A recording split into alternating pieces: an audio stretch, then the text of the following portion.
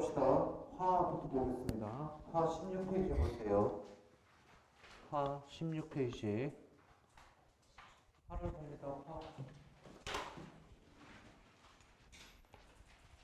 자, EBS 오늘 현대시 하고요. 공지사항부터 먼저 알려드리고 수업 시작하겠습니다. 일단 뭐지? 8월 1일은 휴강입니다. 8월 1일은 휴강이고요. 제가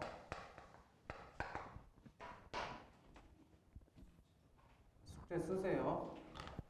화 67에서 69. 딱 두 지문밖에 없습니다. 101에서 103. 숙제고요.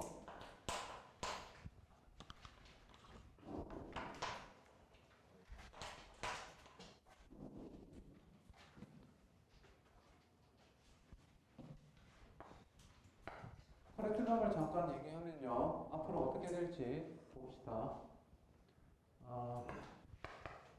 8월부터, 8월 초부터 커리큘럼 요거 됐을까?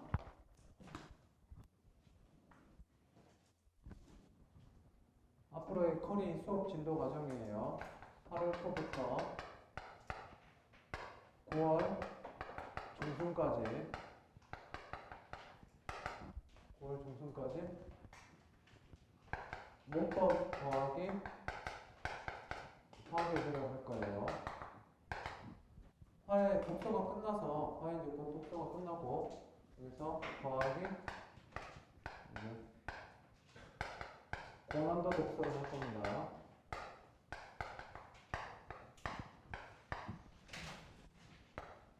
(9월) 말부터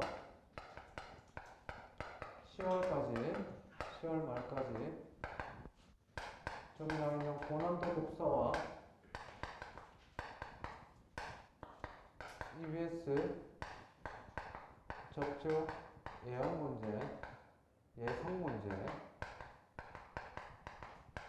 예상 전형 문제 풀이를 합니다.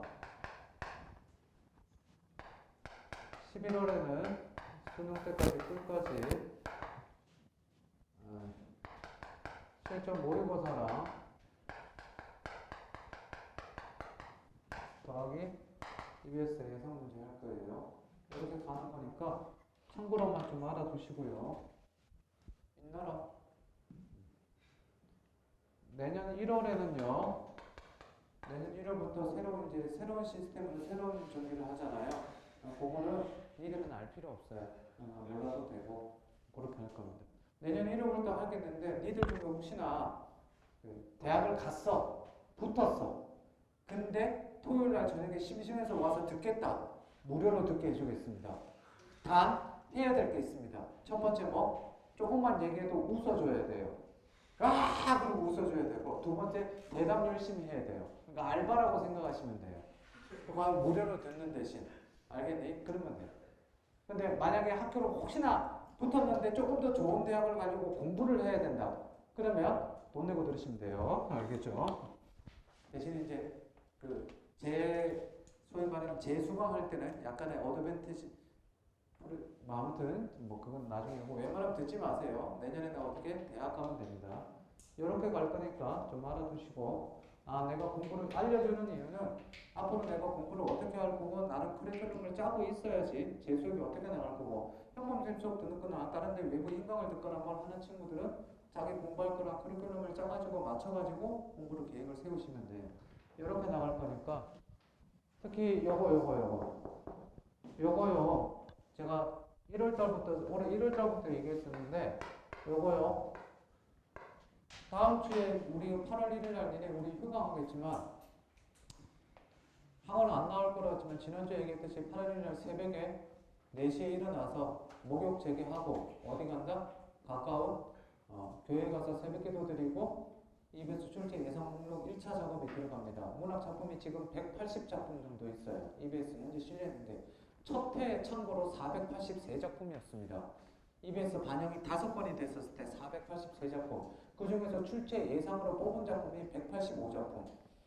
그게 솔직히 이게 반영이냐? 너무 많지, 그렇지? 어쨌든 이번에 180작품인데 제 예상에 작년 대비랑 재작년 대비 해마다 계속했던 거 따지면 한 50작품 플러스 마이너스로 출제 예상 지문을 뽑을 거예요.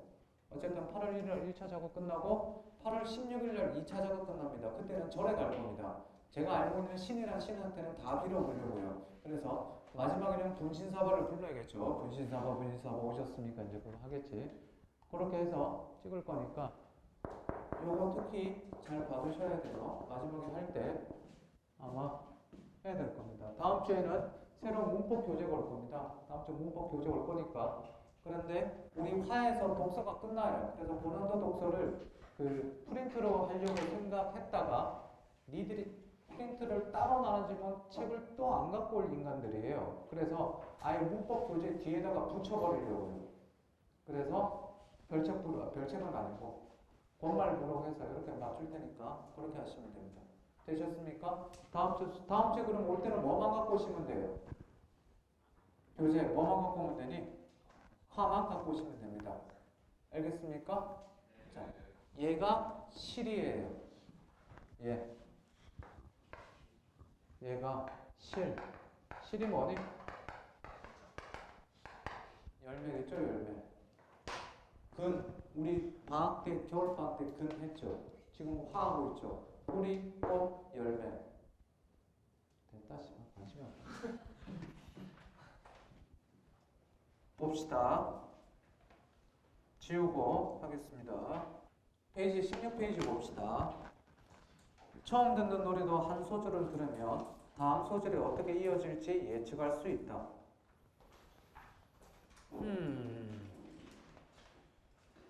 들어봅시다.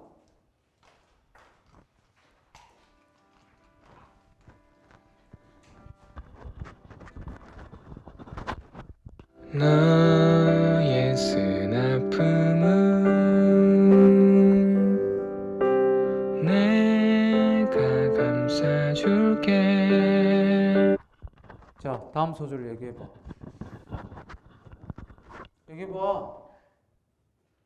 본문에 예측할 수 있다 지우고 없다로 고칩니다. 어떻게 아냐, 씨야. 처음 듣는데. 그죠? 한 소절이 다음 소절에 대한 개략적인 정보를 주기 때문이다. 몰라요. 찬호는 여기에 착안해서 밑줄 어떤 위치의 정보가 갖고 있는 다른 위치의 정보에 대한 예측의 불확실성 정도 엔트로피 동그라미. 자, 첫 번째 개념인 뭐가 나왔습니까? 엔트로피가 나왔습니다. 첫 번째 개념인 엔트로피.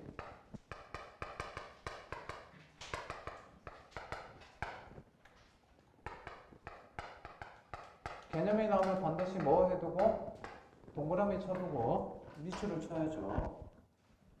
자, 뭐라고? 어떤 위치의 정보가 갖고 있는 다른 위치의 정보에 대한 예측의 불확실성 정도 엔트로피.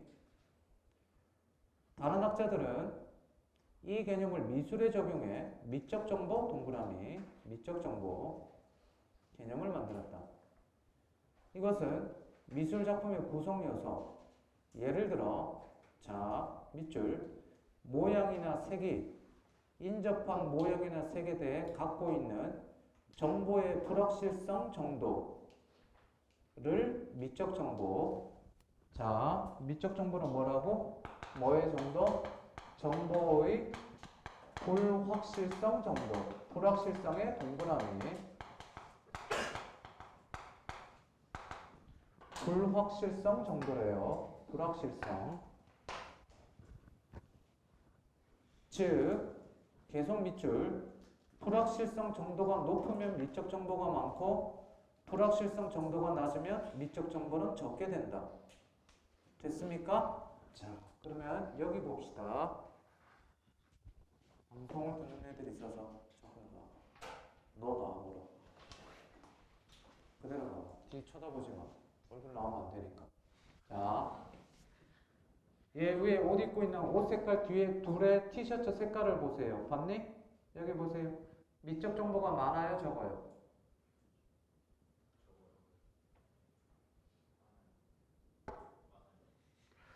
자, 개념이 뭐라고? 책을 다시 한번 봐봐. 샹.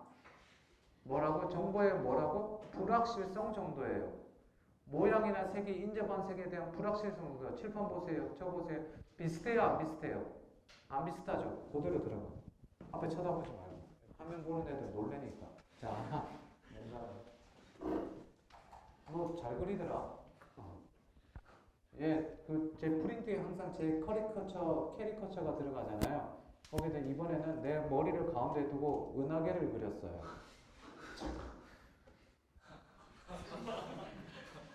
괜찮아요? 자, 쟤랑 나랑 미적 정보가 맞니, 적니? 비슷해, 안 비슷해? 불확실성 정도래잖아. 불확실성 정도가 높으면 미적 정보가 많고, 불확실성 정도가 낮으면 미적 정보가 낮대. 적대. 그럼 비슷해, 안 비슷해? 안 비슷하지. 그럼 불확실성 정도가 커, 작아? 크지? 안 비슷하니까. 이해돼? 그러면 얘는 미적 정보는 어떻게 돼? 많은 거지. 아, 진짜 방송 때문에 진짜. 얘랑 나랑 미적 정보 많아, 적어? 색깔 비슷해, 안 비슷해? 비슷하지? 그럼 미적 정보 많아, 적어? 적은 거지. 무거워요. 알겠어요? 이해됐니? 이해됐어? 자, 정우성이랑 저랑 미적 정보는 거의 없죠. 그쵸? 그 비슷하잖아요. 그죠? 눈 두 개, 코 하나, 입 하나. 정우성, 원빈, 다 이제 미적 정보가 굉장히 낮은 거죠. 미안합니다. 자, 요거 이해됐어요? 미적 정보. 자, 얘랑 나랑 색깔 보이나? 안 보이죠. 그 다음 봅시다. 예쁘죠? 샀어요. 이게 뭔지는 알죠? 담배 케이스예요. 여기다 이제 분필 넣죠. 이만한 게 없어요. 딱이에요. 비싸요. 미적 정보는 또한 정보 전달 과정과 관련해서 독특한 특성을 갖는다.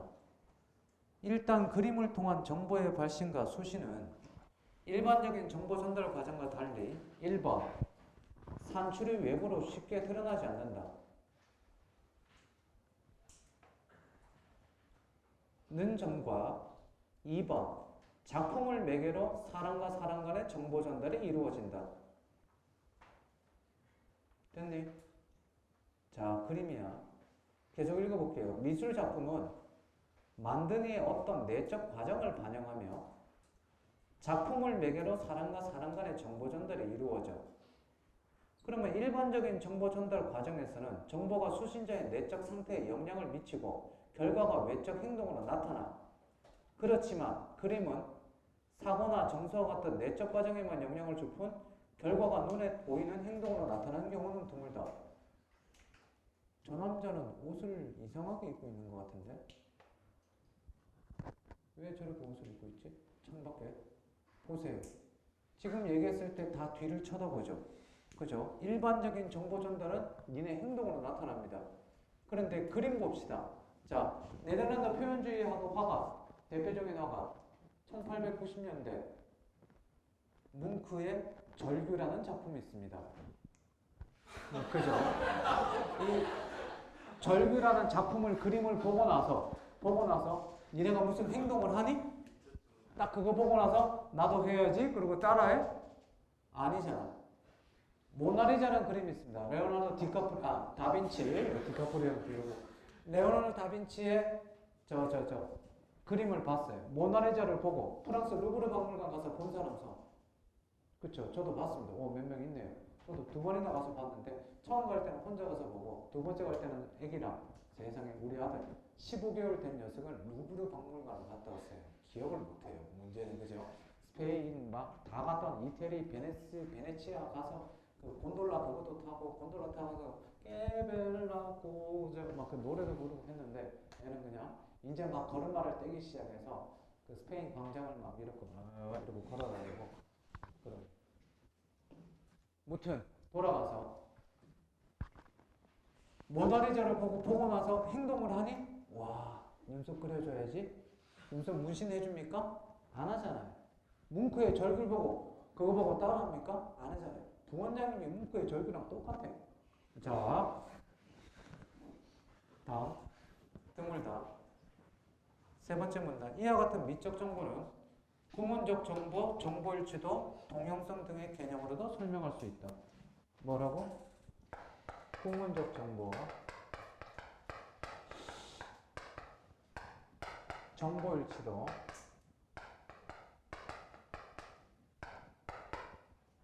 동형성. 자, 질문 봅시다.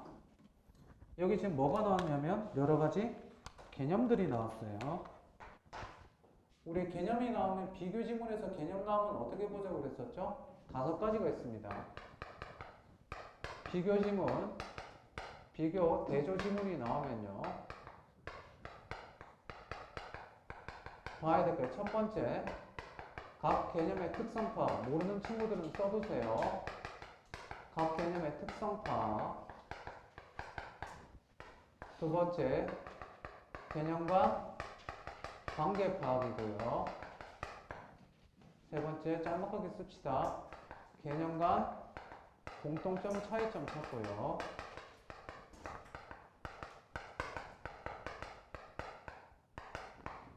네 번째, 특정 개념 심하고요. 이게 3점짜리 문제로 구체적 사례 적용이라든지 혹은 창의적 수용 문제로 나오게 되죠. 다섯 번째, another 비교. 뭡니까? 새로운 개념을 하나 더 낸 다음에 another는 one more 비교. one more 비교가 더 낫겠다. 하나 더 개념을 끄집어낸 다음에 비교하게 됩니다. 요게 비교 지문을 풀 때 우리가 알아둬야 될 반드시 가장 기본적인 것들이 되죠.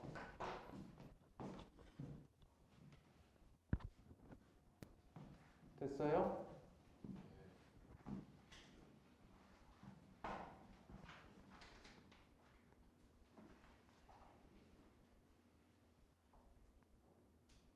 바티칸 박물관 가본 사람? 쓰면서 들었어. 가봤어? 몇 살 때? 초등학교 때? 기억나? 그 천장에 봤니? 그림? 뭐 있어요? 바티칸 박물관 안에 들어가면 천장에 이거 있죠? Baby one more time. 이거 뭐예요? E.T. 천지창조 있죠? 그렇죠? 그거 보면요. 니들 가서 그걸 10분만 가만히 보고 있으면요. 진짜 눈물 흘립니다. 진짜로. 진짜 눈물 나요. 10분만 보고 있으면 목이 아파서요. 눈물이 날 수밖에 없어요. 천장에 이러고 보고 있어서 굉장히 아픕니다. 사람들이 감동의 눈물을 흘리든지 아파서 흘리든지 둘 중에 하나예요. 저도 이렇게 보다가 저는 감동의 눈물을 흘렸습니다. 진짜인데. 다음. 먼저의 하나의 예술 작품은 위치가 구조화된 것으로 간주할 수 있는데 지문 봅시다. 그림은 공간적 위치가 구조화된 것이다. 자, 이 문장이 어려워요. 보세요. 책 한번 많이. 공간적 위치가 구조화된 것. 말이 어려워. 자, 어떤 특정 문장을 읽었을 때 문장이 어려우면 뭐 하라고 그랬어요? 뒤에 끝까지 읽어보라고 그랬죠. 보겠습니다. 그림 속 각각의 위치는 가능한 여러 대안들 중 선택된 하나의 요소가 차지하고 있다. 뭔 말이지?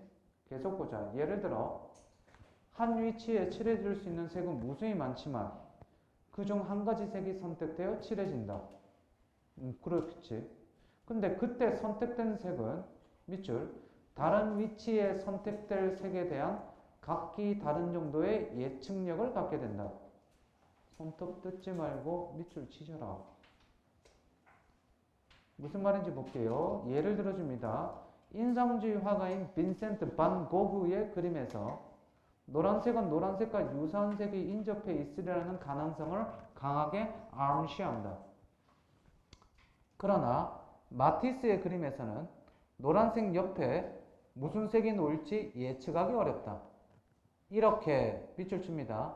한 위치의 정보가 다른 위치의 정보에 대해 갖고 있는 예측의 정도를 구문적 정보로 한다. 칠판 보세요. 뭐의 정도? 위치에 갖고 있는 예측의 정도예요. 그걸 가지고 구문적 정보라고 합니다. 되셨습니까? 그러면 적어봅시다. 승민아, 목에 던져. 목에 던져. 거기서 던져봐, 잠깐만. 던져, 그냥. 휙.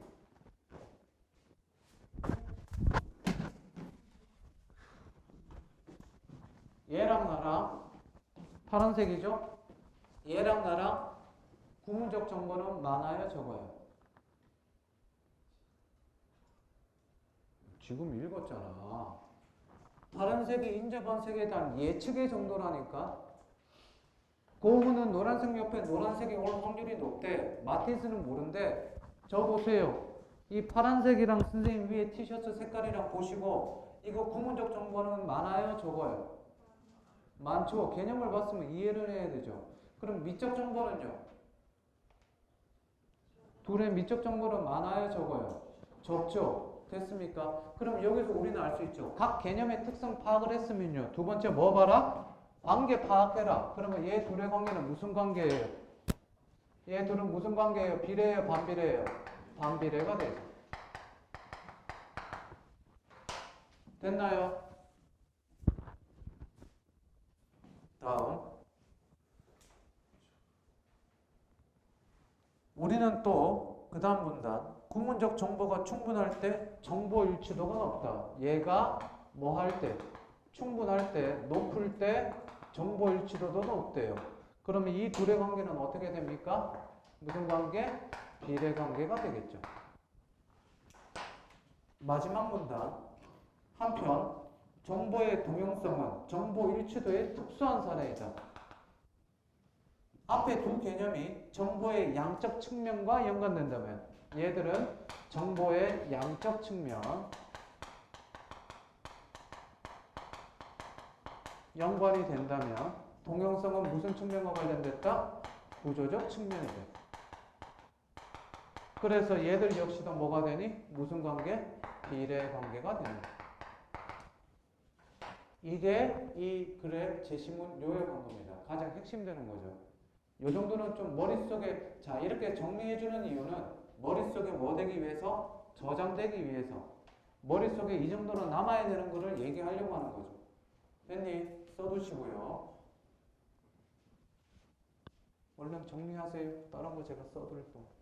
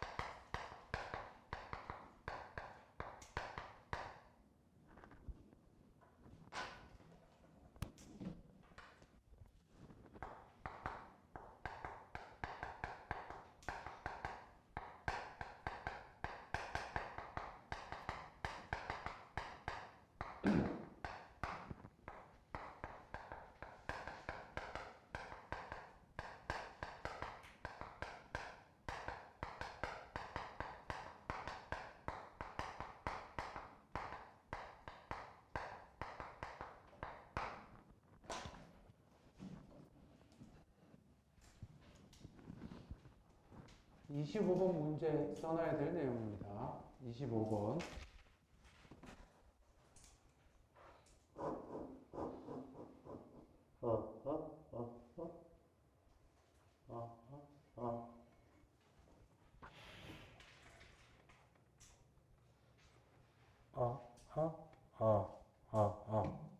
엄마? 오케이.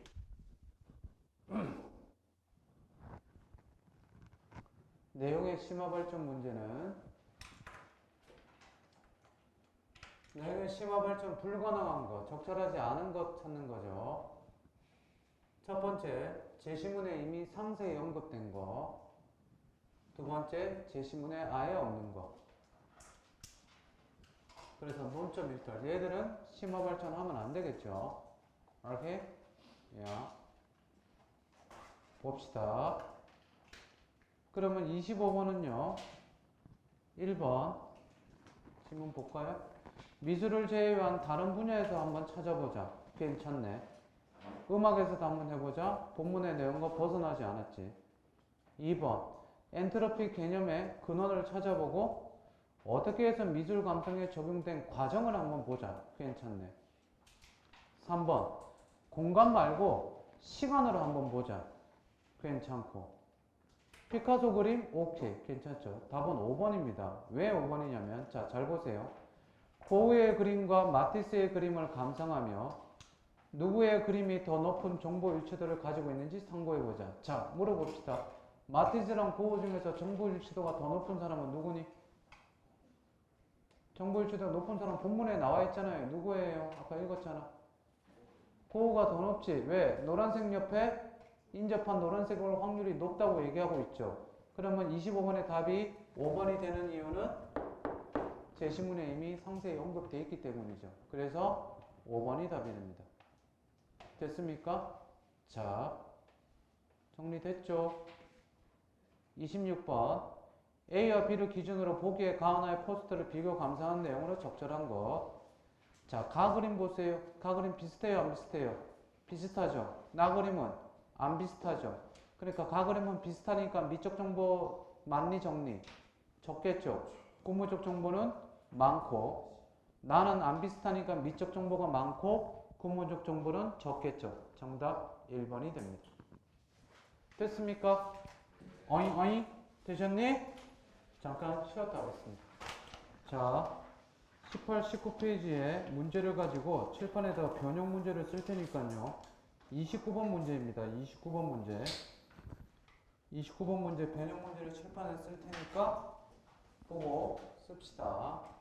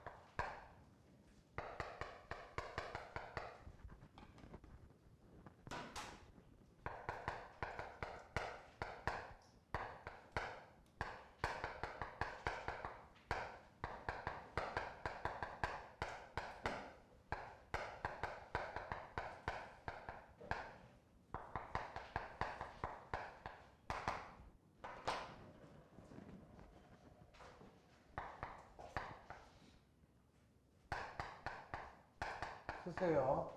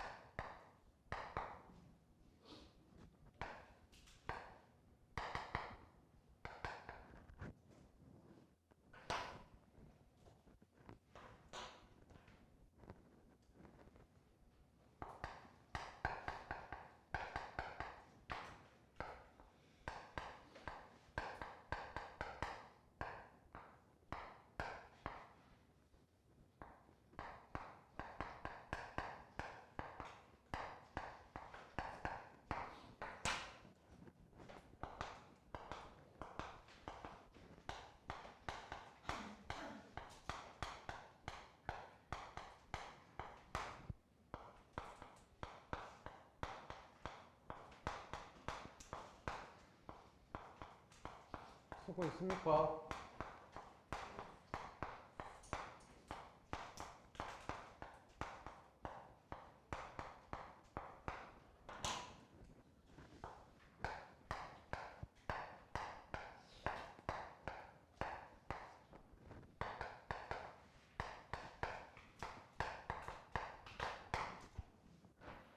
지문을 잘 읽어보시고 이미 다 풀어왔을 거니까 스캔과 SSTF와 저기를 보되 유의사항을 조금 표시해주면 네.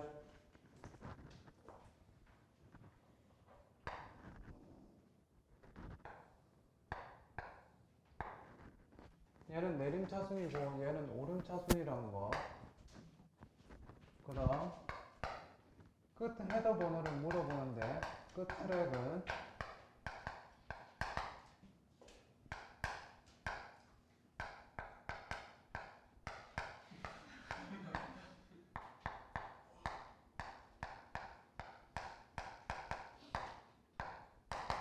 끝 트랙은 이겁니다.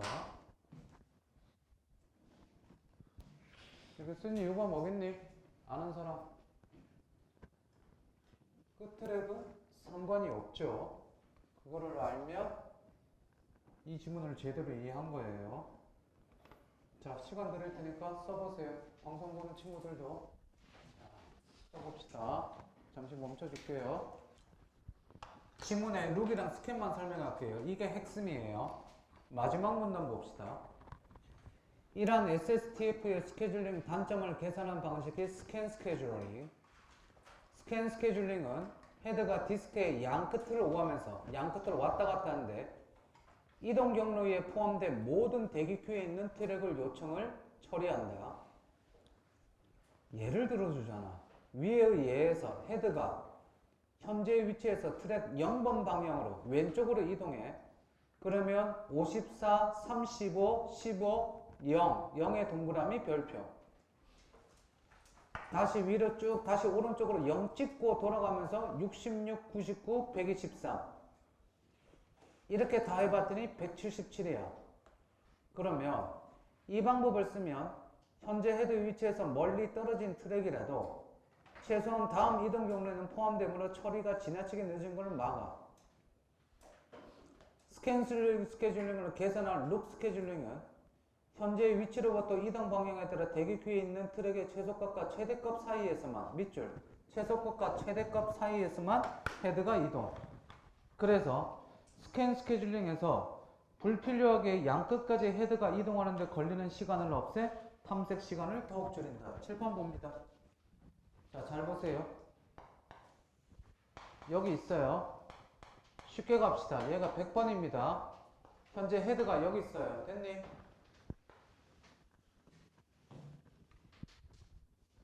현재 헤드 위치가 100번이에요. 이쪽으로 간다고 칩시다.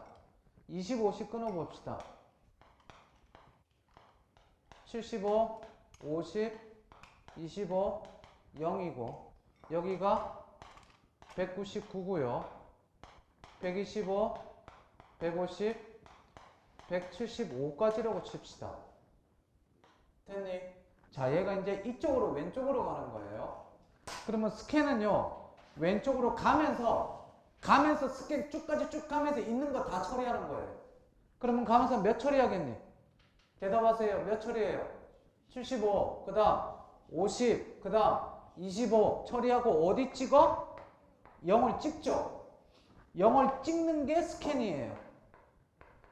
그 다음 위로 쭉 올라가는데 얘들은 처리했으니까 더 이상 할 필요 없고 그 다음 뭐 처리하겠습니까? 125 처리하고 150 처리하고 175 처리하겠죠. 175에서 끝났다고 칩시다. 그러면 여기서 헤드는 더 이상 멈추겠지. 이해됐니? 이게 스캔인데 룩은요 가다가요 최소값이랑 최대값이래요. 최소값이 어디에요? 자, 쭉 갑니다. 가다가 75, 50, 25까지는 똑같아요. 그런데 여기서 최소값이 25니까 여기서 끝나는 거예요. 이 0까지 간다 안 간다? 안 간다는 거예요. 이해됐니? 그래서 그 다음 어디 가요? 55, 75, 175에서 끝나는 거죠. 이해됐습니까? 스캔 방식 다시 한번 더 해보겠습니다. 3개만 갑시다. 100이고요. 50이고 10이고요. 199고 150이고 170이 있다고 칩시다.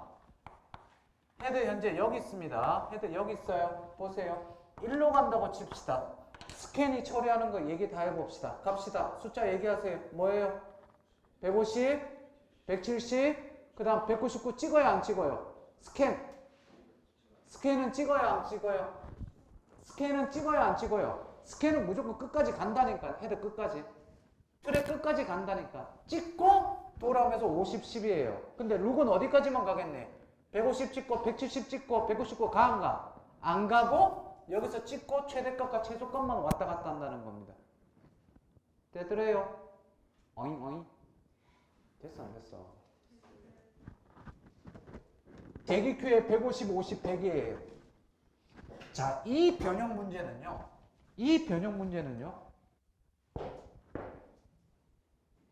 제가 이 29번 문제를 평가 문제를 수업 쉬는 시간 애들 시험 볼 때 같이 교실에서 시험 풀 때 어려워서 제가 이렇게 숫자 만들어서 제가 직접 해본 거예요. 그리고 답 1번 찾은 거예요. 제가 문제 풀 때 하고 나서 후회했어요. 15, 15로 할 걸. 왜 미쳤다고 150으로 해갖고. 10으로 하면 더 쉬웠을 텐데. 근데 제가 이렇게 해서 풀었습니다. 풀고 나서 선생님들이랑 맞춰봤는데 어떤 한 선생님이 서울대 국격관한 한 선생이 지금 매가의 인강 강사였는데 오름차순, 내림차순을 거꾸로 착각하는 바람에 틀렸어요. 내림차순이란 거는요. 숫자가 높은 거에서 낮은 거로 가는 거예요. 얘는 내림차순일 때라는 얘기는 얘 고쳐야겠죠. 이대로 가는 게 아니라 어떻게 고쳐야 됩니까? 150, 100, 50이 되고 오름차순이란 건 어떻게 됩니까? 50, 100, 150이 되겠죠. 이렇게 고쳐야겠죠. 일단 요거 고쳤습니까? 이게 고쳐야지 문제가 풀리겠죠. 그러면 써봅시다. FC, FS 어떻게 됩니까? 0에서 어디로 가요? 처음에 저기니까 뭐로 가요? 150, 150이 가죠. 보라색으로 쓰면 헷갈리겠다. 150, 150에 가서 총 이동거리 얼마예요? 야, 이거 이렇게 해놓고 총 이동거리 300이라고 쓰는 놈이 있다? 이렇게 친구 봐봐, 빨리.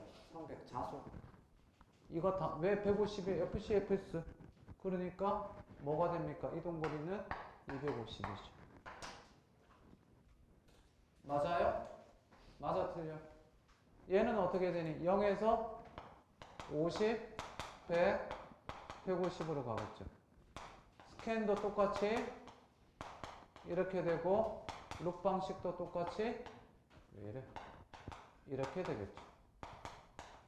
그래서 여기 나머지 녀석들은 다 이 녀석이 되겠죠.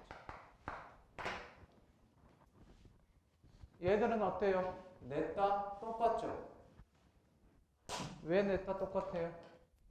어떻게 돼요? 0에서 그대로 쓰면 되죠. 50, 100, 150에서 총 이동거리는 얼마가 돼요? 150이 되죠. 다 똑같죠. 그래서 답이 몇 번? 1번이 됩니다. 몇 번의 정답? 29번의 정답은 1번이 돼요. 27번의 답 1번, 28번에 아까 설명했으니까 답 3번이 됩니다. 되셨습니까? 자, 이 지문 되게 좋은 지문이에요. 기술 지문. 자, 그러면 화 집어넣으시고 EBS 수특이랑 블랙핑크 펴시면 됩니다.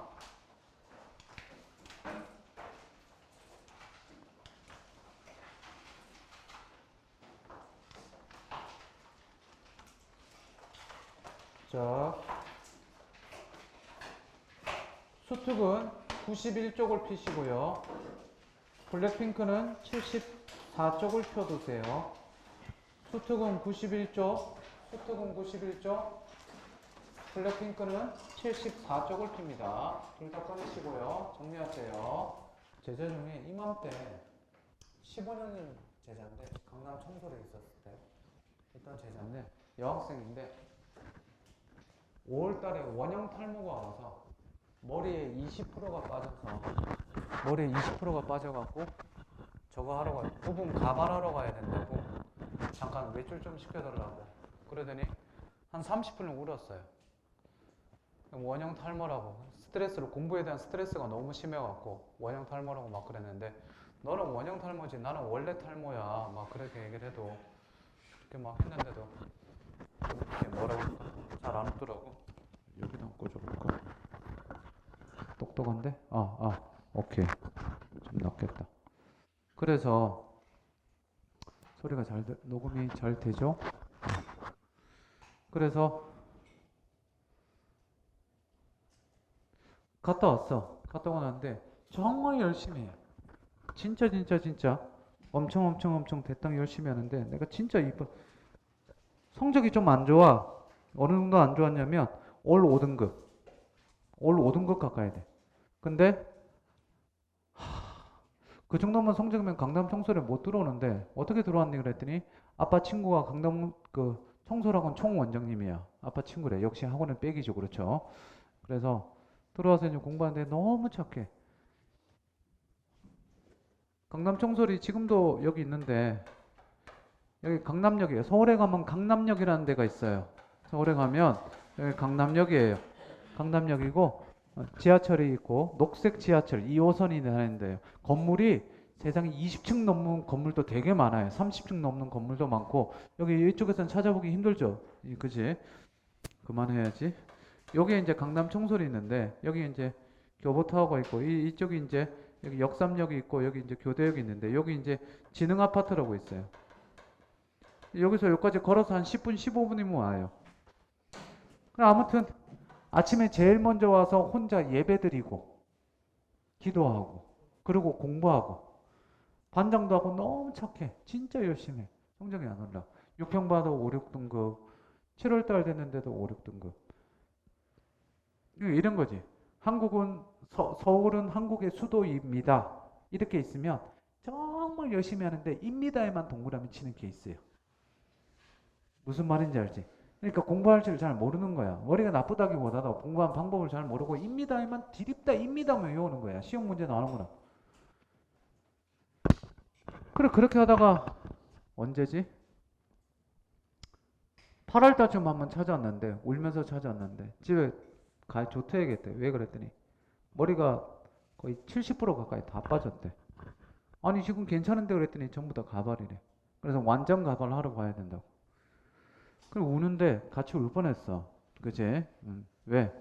우리 탈모인들의 아픔을 드디어 네가 아는구나. 뭐 아무튼 너는 원형 탈모, 나는 원래 탈모 막 이러다가 갔어.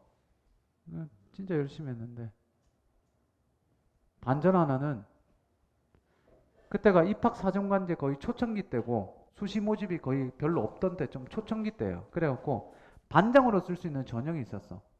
그래 쓰는데 자소서를 써서 이제 수정을 해주는데 보통 애들이 자소서 써오면 내가 10% 정도 고쳐주고 방향을 다시 잡아주거든. 그리고 니네가 다시 써라 그러는데 내가 대신 써주는 건 아니니까. 그러는데 걔는 썼는데 거의 90%를 고쳐줬어. 뭐 새로 쓴 거랑 마찬가지지 내가 그지. 문장 다 고쳐줘 이렇게 고쳐라 그러는데 못 고쳐갖고 내가 문장도 써주고 조금 이렇게 손도 댔어. 아무튼 그랬었는데 3번을 고쳐서 그러다가 어느 날 이제 8월달에 9월달이구나 모의고사를 한번 보고 나서 저녁에 이제 그날따라 회식을 했는데 내가 술을 잘 못하는데 술을 한 잔 먹고 선생님들이랑 같이 술을 좀 많이 마셨어. 그래갖고 기분 좋게 약간 알딸딸해. 그리고 이제 노래방 간다 그래갖고 노래방 가서 술 깨고 가야지 딱 들어가려고 그랬는데 건물 들어가는데 전화가 온 거야. 여보세요 그랬더니 쌤 저 취했는데요. 왜 그랬더니 오늘 자소서 마감이에요 그랬더니 다 고쳤니 그랬더니 고친다고 고쳤는데 마무리 한번 해주세요 그랬는데 약간 알딸딸한데 야 안 되겠다 10분만 있다 전화해라. 그래갖고 10분 동안 세수하고 노래방 들어가지도 못했어요. 노래방 바로 밖에 있는 화장실 가서 세수하고 편의점 가서 커피 2개 사갖고 옆에 쌓아놓고 그 노래방 건물이 있는 복도도 아니죠. 계단에 시커먼데 그 계단에 혼자 앉아갖고 통화하면서 1시간 반 동안 배터리 다 나갈 때까지 고쳐줬어요. 근데 끊을 때쯤 돼 보니까 내가 그때 여기 있었거든요. 오라고 그렇게 그랬나 봐요. 어차피 애들 집에 갔었거든요. 그랬으면 금방 끝났을 텐데 전화로 불러주고 고치고 해갖고 했는데 갔습니다. 어디? 경기도 국문과 붙었습니다. 올 5, 6등급이 경희대 국문과 갔으면 굉장히 잘 간 거죠. 그렇죠? 그것도 수능 보기 2주 전에 최종 합격. 수능 안 봐도 돼요. 난리 났죠, 뭐. 고맙습니다, 선생님. 아이, 감사합니다. 꼭 놀러 올게요. 찾아올게요. 와, 15년이 지났는데 아직도 안 오고 있어요. 나 정말 얘 그렇게 착하고 내가 이뻐했는데 올 줄 알았습니다. 야, 여기서 여기까지 사람 걸음으로 15분. 달팽이도 15분이면 도착했겠다, 야. 어? 이 정도면 달팽이도 도착했을 거야. 15년. 딱 2005년 제자였거든요. 어디서 뭐하고 사는지 모르겠다. 벌써 얘도 35이다요. 오우, 징그러. 누가 하늘을 보았다는가? 봅시다. 얘는 출제 가능성이 나올 수도 있고 안 나올 수도 있다 정도로 보면 될 것 같아요. 나올 수도 있고 안 나올 수 있다 정도. 소리가 너무 큰가? 해보자. 자, 누가 하늘을 보았다는가? 소리가 너무 큰가 보다. 몰라. 알아서 해, 얘들아. 방송 듣는 애들아, 속도, 소리 조절 잘하세요. 신동엽, 누가 하늘을 보았다는가? 누가 구름 한 송이 없는 하늘을 보았다 하는가? 의문형이지, 그랬지. 누가 보았다 하는가? 응? 누가 하늘을 보았다 하는가? 네가 본 건 먹구름. 그걸 하늘로 알고 일생을 살아갔다. 네가 본 건 지붕 덮은 쇠항아리. 그걸 하늘로 알고 일생을 살아갔다. 어허. 얘는 이렇게 보면 되죠.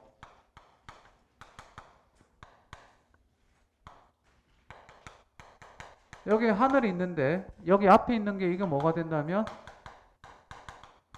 쇠항아리랑 먹구름이 돼요. 안 되겠다. 방송 듣는 애들 소리 조절하세요. 자, 쇠항아리야 먹구름이죠. 얘가 이걸 봤는데 얘는 이거를 뭐로 알고 있었다는 거야? 하늘로 알고 있었다는 거지, 그렇지? 근데 실제로 하늘이 아니다. 하늘이 아니라 실제 하늘은, 진짜 하늘은 여기 있는데 이거를 하늘로 알고 착각하고 있었다는 겁니다. 그래서 얘기해 주는 거죠. 네가 본 거는 먹구름이고 네가 본 건 쇠항아리야. 잘못 봤다. 라고 얘기를 해요. 됐니? 그래서 자, 나중에 정리해 드릴게요. 닦아라, 사람들아. 닦아라. 닦아라, 사람들아.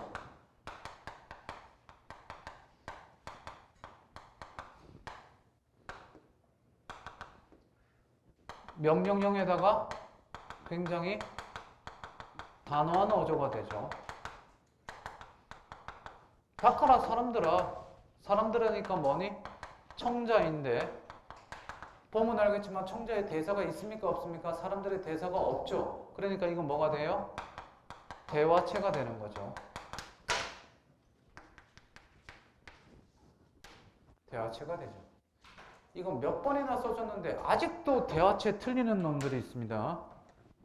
다시 한번 써줍니다. 마지막으로 대화체 잘 보세요. 대화체는 똑같은 말로 뭐가 돼요? 말을 건네는 어투가 돼요.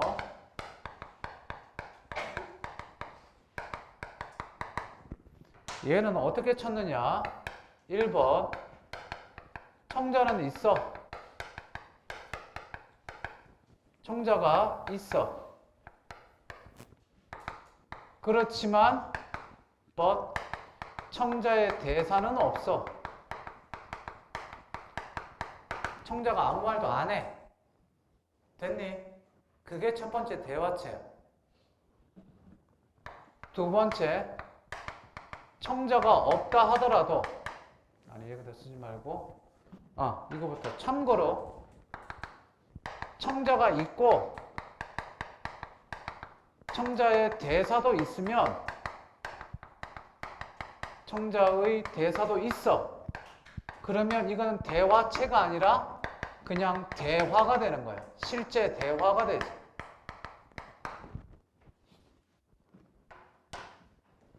2번 청자가 없더라도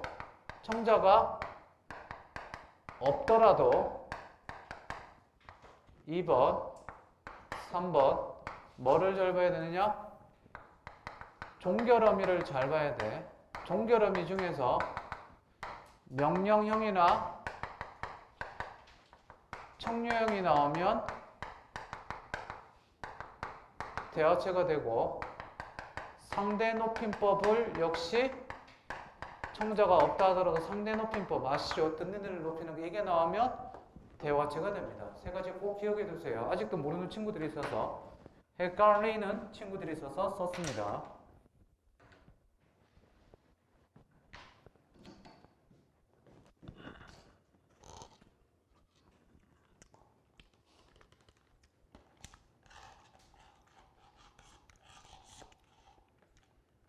혼자 먹어서 미안합니다. 이따 공청할 때 하나씩 드세요.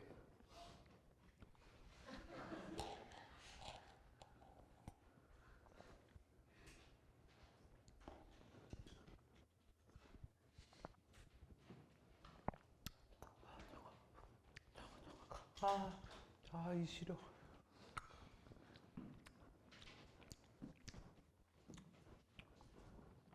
볼게요. 다 썼니? 닦아라 사람들아 네 마음속 구름을, 찢어라 사람들아 네 머리를 덮은 쇠 항아리를. 다 찢으래. 닦아라 사람들아 찢어라 사람들아 구름 속 쇠 항아리라고 되니까 대구에다가 반복과 변주가 되겠죠. 사연의 쓰임 표현법은 대구에다가 반복과 변주가 되겠죠. 반복과 변주는 똑같은 것 같지만 살짝 변화를 주는 게 반복과 변주라고 그러죠. 수능 배울 때 이거를 외우는 게 아니라 누가 하늘을 보았다라는 시에서 반복과 변주가 나왔다라고 외우는 건 미친 짓이고, 그걸 외우는 게 아니라 반복과 변주가 뭔지를 알아두는 게 이런 게 반복과 변주구나 라고 알아두고, 전혀 모르는 시가 나왔을 때 반복과 변주를 찾을 수 있어야 되는 거, 그게 수능에서 요구하는 사고가 됩니다. 알겠습니까? 다음, 아침 저녁 네 마음속 구름을 닫고 티 없이 맑은 영원의 하늘을 볼 수 있는 사람은 외경을 알리라. 외경의 네모. 외경은요, 공경하면서 두려워한다는 뜻이에요. 경외랑 똑같아요. 외경, 경외. 뭐라고요? 공경하면서 두려워함. 공경하면서 두려워함. 외경, 경계. 다음, 아침 저녁 네 머리 위 쇠 항아리를 찢고 티 없이 맑은 구원의 하늘. 여기서 구원은 그 save가 아니에요. forever예요. forever. 영원한 하늘을 마실 수 있는 사람은 연민을 알리라. 연민의 네모. 연민 뜻은 알 거고, 외경이랑 연민이랑 연결. 외경을 알리라. 그죠? 그래서 차마 삼가서 발걸음도 조심, 마음을 아무리며. 아무리면은 조심하여 삼가다 그런 뜻이고, 다음 페이지에 올라가서 넘겨서 서럽게 엄숙한 세상을 서럽게 눈물 흘려 살아가리라. 누가 하늘을 보았다는가? 누가 구름 한 자루 없이 맑은 하늘을 보았다는가? 자, 수미상응이 되죠? 초전과 유사하지. 수미상응이 됩니다. 자, 이 시는요, 내용을 이렇게 정리하면 됩니다. 자, 제가 정리를 해드릴게요. 칠판 보세요. 이 시는 노란색을 한번 써볼까?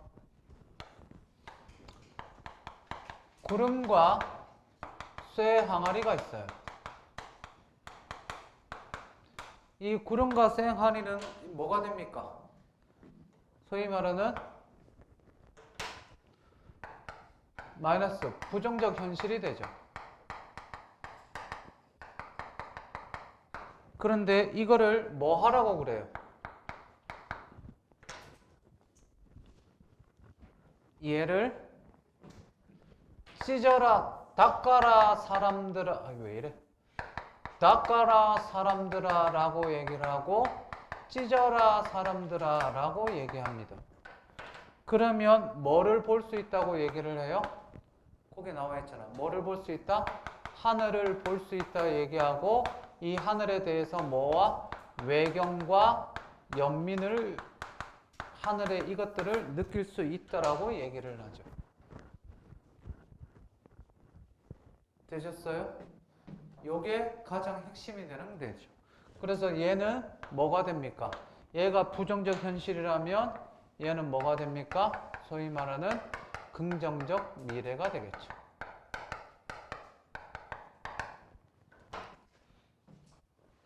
됐니?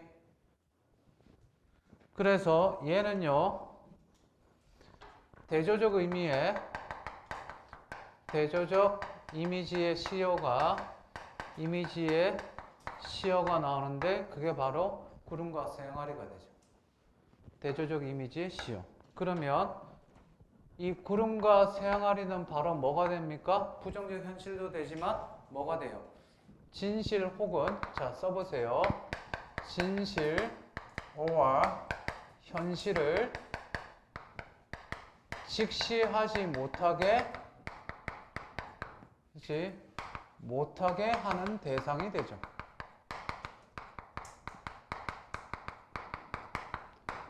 여기가 가려져서 쇠항아리랑 먹구름이 가려서 하늘을 못 보게 만든다는 겁니다. 이해됐습니까? 이 시효 이해됐니?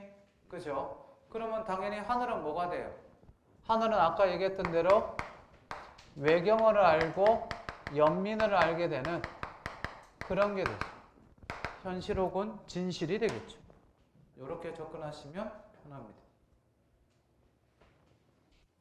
되셨어요? 내신 들어가는 친구들도 잘 봐두시고 안 들어가는 친구들도 이 정도는 좀 봐둬야 됩니다. 중요도 별표 5개 중에 3개 정도 됩니다. 오케이? 예. 자, 다음 시 봅시다. 기용도에 홀린 사람. 이 정도만 보시면 돼요. 홀린 사람. 자, 홀린 사람은 의미가 2가지지? 되게 쉬워, 이 시는요. 첫 번째, 남을 홀린 사람이 되고요.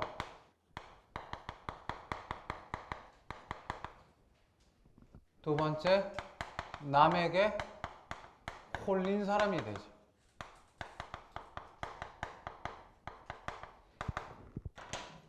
남을 홀린 사람은 누구니? 거기 누구예요? 사회자랑 그분이 되고요. 남에게 홀린 사람은 사내 군중들이죠, 군중들.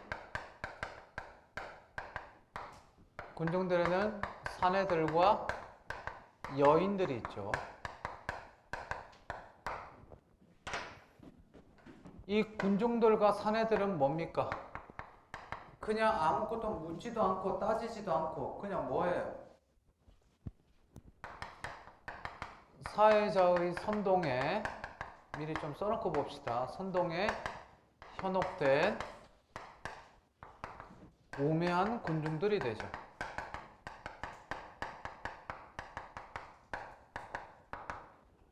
오매한 사람들이죠. 이거랑 반대되는 인물이 누가 있습니까? 그때 누군가라고 표현되는, 즉 목소리가 나오죠. 누군가라고 표현되는 이 목소리가 있죠. 이 목소리는 뭐 하는 사람입니까? 밑에 읽어보면 나오지만 당신은 유령인가? 당신은 뭐니? 신인가? 이런 식으로 물어도 되죠. 그치? 이 사람은 그분에 대한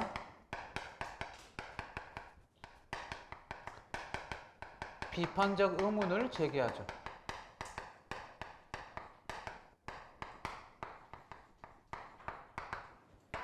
그분에 대한 비판적 의문을 제기합니다.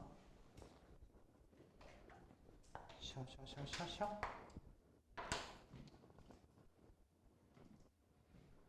자, 그러면 이제 이걸 가지고 이제 뭔가 지문이 나오겠죠. 홀린 사람, 기영도 역시 시는 얘가 훨씬 더 유명하지만 기영도 시인도 꽤 유명하죠. 1900 지금쯤 대학 교수님이 돼 있는 국어 국문학과 문학 청년들은 이 기영도를 다 알고, 저도 젊었을 때 국문과 가서 제일 좋아했던 시인 중에 한 사람이 이 기영도입니다. 그래서 웬만한 사람들 알고, 젊은 나이에 좀 일찍 죽었습니다. 좀 안타깝게 일찍 죽었는데 어쨌든 그렇죠. 봅시다. 읽어도 될까요? 읽어보겠습니다. 가볍게 봅시다. 사회자가 외쳤다. 여기 일생 동안 이웃을 위해 3분이 계시다. 이웃의 슬픔은 이분의 슬픔이었고 이곳의 슬픔은 이걸 그리는 빛이었다. 사회자는 하늘을 걸고 맹세했다. 자, 이거 뭡니까? 그분을 미화하는 거죠. 미화하고 우상화하는 겁니다. 우상화. 이분은 자신을 위해 푸성기 하나 심지 않았습니다. 눈물 한 방울도 자신을 위해 흘리지 않은 분입니다. 사회자는 흐느꼈다. 역시 미화하죠. 우상화. 보라, 이분은 당신들을 위해 청춘을 버렸다. 당신들을 위해 죽을 수도 있다. 그랬더니 그분은 일어서서 흐느끼는 사회자를 제시했다. 야, 너무 이러지 마. 너무 심하잖아.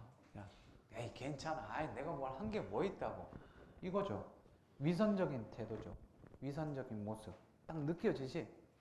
그랬더니 군중들은 일제히 그분에게 박수를 쳤다. 와! 사내들은 울먹였고 감동한 여인들은 실신했다. 뭐 방탄 콘서트도 아니고, 그죠? 야, 콘서트 보다가 실신했다는 뉴스를 곧잘 접하게 되는데 왜 기절하니? 남자들은 주로 기절하는데 여자들이 보통 기절하면 그러다 하고 기절한대요. 그래 앰뷸런스 실려와요. 나 이해가 안 돼. 왜 기절하는 건지. 아니 좋아하는 건 이해해. 그건 좋은데 왜 기절을 하냐고. 무튼 그때 누군가 동그라미 그분에게 물었다. 당신은 신인가? 그분은 목소리를 향해 고개를 돌렸다. 당신은 유령인가? 뭡니까? 비판적 의문을 제기하죠. 목소리가 물었다. 그랬더니 저 미치광이를 끌어내! 사회자가 소리쳤다. 사내들은 달려갔고 분노한 여인들은 날뛰었다. 그분은 성난 사회자를 제지했다. 그만하세요. 괜찮습니다. 그치? 군중들은 일제히 그분에게 박수를 쳤다. 사내들은 울며웃고 감동한 여인들은 실신했다. 그분의 답변은 군중들의 아우성 때문에 들리지 않았다. 뭔 말이니? 이거는요, 7번 보세요. 그냥 아무것도 묻지도 않고 따지지도 않고 그냥 맹목적으로 추정하는 거죠. 누구에 대해서? 그분에 대해서. 그런 우매한 모습들을 풍자하고 비판하는 시가 이 시입니다. 여기 보세요.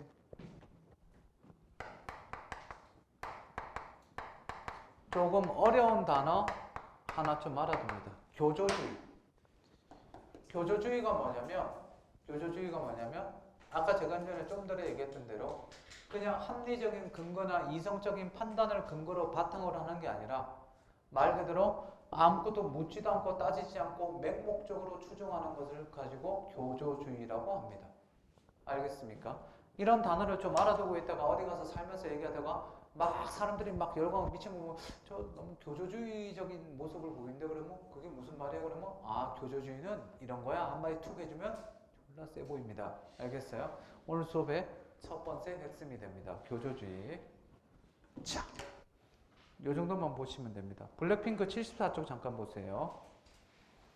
블랙핑크 74쪽.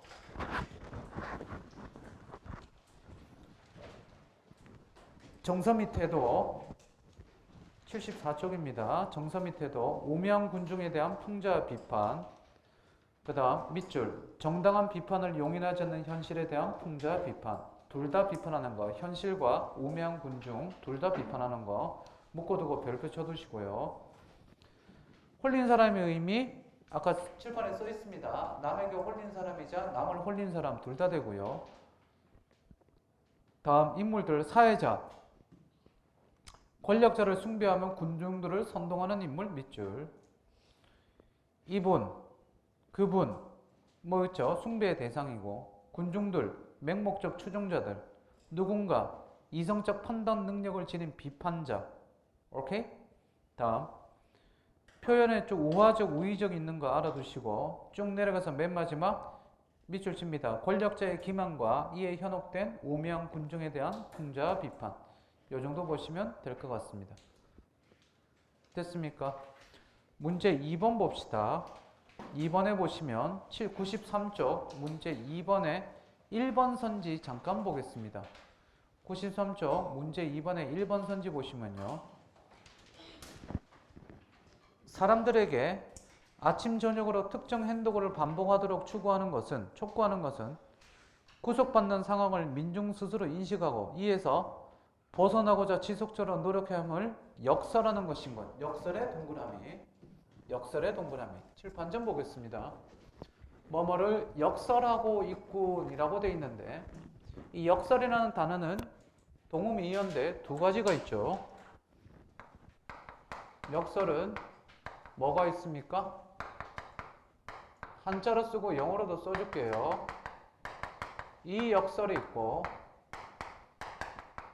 이 역설이 있습니다. 위의 역설은 흔히 우리가 아는 소위 말하는 뭐가 돼요? 패러독스, 모순형용, 그냥 역설이라고 생각하시면 되고요. 밑에 역설할 때 이 역자가 무슨 역자예요? 다 같이? 힘역자죠. 그래서 얘는 뭐가 됩니까? 강조하다가 되죠. 힘주어 말하다. 힘주어 말하다. 이렇게 되죠. 힘주어 말하다. 강조하다. 그게 역설이 되죠. 그러면 여기서는 봅시다. 뭐뭐라고 역설하고 있건 위에 거니 밑에 거니 이거 평가원에서 2번 나왔습니다. 이 역설 단어 때문에 애들이 몰라갖고 정답률 굉장히 낮았어요. 수능에도 또 나올 수 있는 어입니다. 여기서는 역설이 위에 거예요, 밑에 거예요. 뭐뭐라고 역설하고 있군 이렇게 할 때는 위에 거로 쓰겠니? 밑에 거로 쓰겠니? 대답합시다. 밑에 거죠, 그렇죠? 뭐뭐라고 힘주어 말하고 있군 강조하고 있다가 되겠죠. 오케이? Yeah. 다음 3번 문제 그냥 가볍게 받으시면 되고요. 박남수의 종소리 있습니다. 조금 쉬었다 갑시다. 박남수의 종소리 봅시다. 8강이에요. 95페이지. 가는요 출제 가능성이 역시 조금 있습니다. 나는 없어요. 그래서 나는 안 할 거예요. 고양이로 태어나리라? 안 태어날 것 같죠? 얘는요 종소리인데 박남수의 종소리 기본적으로 얘는 뭐가 있냐면 종이 있죠. 그렇죠? 얘는 종이 있고 종에서 종소리가 이제 울려 퍼져나가는 겁니다. 종은 A부터 C까지고요. 이제 표시할 거예요. 종소리는 1번부터 9번까지가 있습니다. 종소리를 비유하는 게 9가지나 있어요. 종소리를 비유하는 게 9가지가 있는데 자, 그러면 이 종은 의미하는 바가 뭐냐면 종은 의미하는 바가 부정적이면서 구속과 억압을 뜻하고요. 종소리는 긍정적이라면서 뭐가 됩니까? 자유가 되죠. 그래서 여기에서 뭐 해라?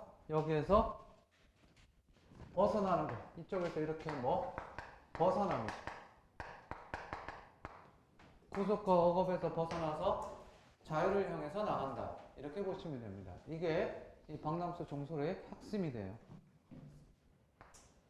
종이 있고 종이 이렇게 있겠죠. 그래서 치겠죠.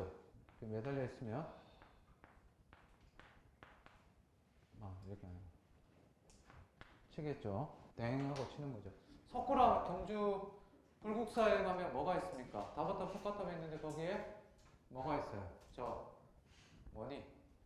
에밀레 종이 있죠. 그렇죠. 근데 석굴암에 가면 석굴암에서 나오는 길에 올라가는 길에 거기에 종이 있어요. 그래서 한번 치는데 불전하면 시주를 하고 쳐야 돼요. 1,000원인가? 아무튼 그랬던 것 같아요. 한번 치는데 아들이 가서 한번 쳐봐도 되냐고 그랬고 7살 때 가서 쳐봐라 그랬고 제가 불전하면 넣어드리고 댕 쳤어요. 소리가 좋아서 뷰도 되게 좋고 그래서 이거 한번 더 치더라고. 댕 그러면 또 치려고 그랬더니 그게 이제 관리하시는 그 분이 이렇게 쳐다보길래 한 번 더 치면 관리하시는 분이 나를 칠 것 같더라고. 그래서 안 쳤어요. 그래서 쳤으면 큰일 날 뻔했죠. 나는 떠난다. I leave. 그죠? 나는 떠난다. 여기서 나 1번입니다.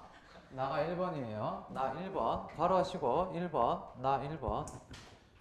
청동의 표면에서 청동의 표면 이게 A가 돼요. 청동의 표면 A. A, B, C 잘 번호 잘 하세요.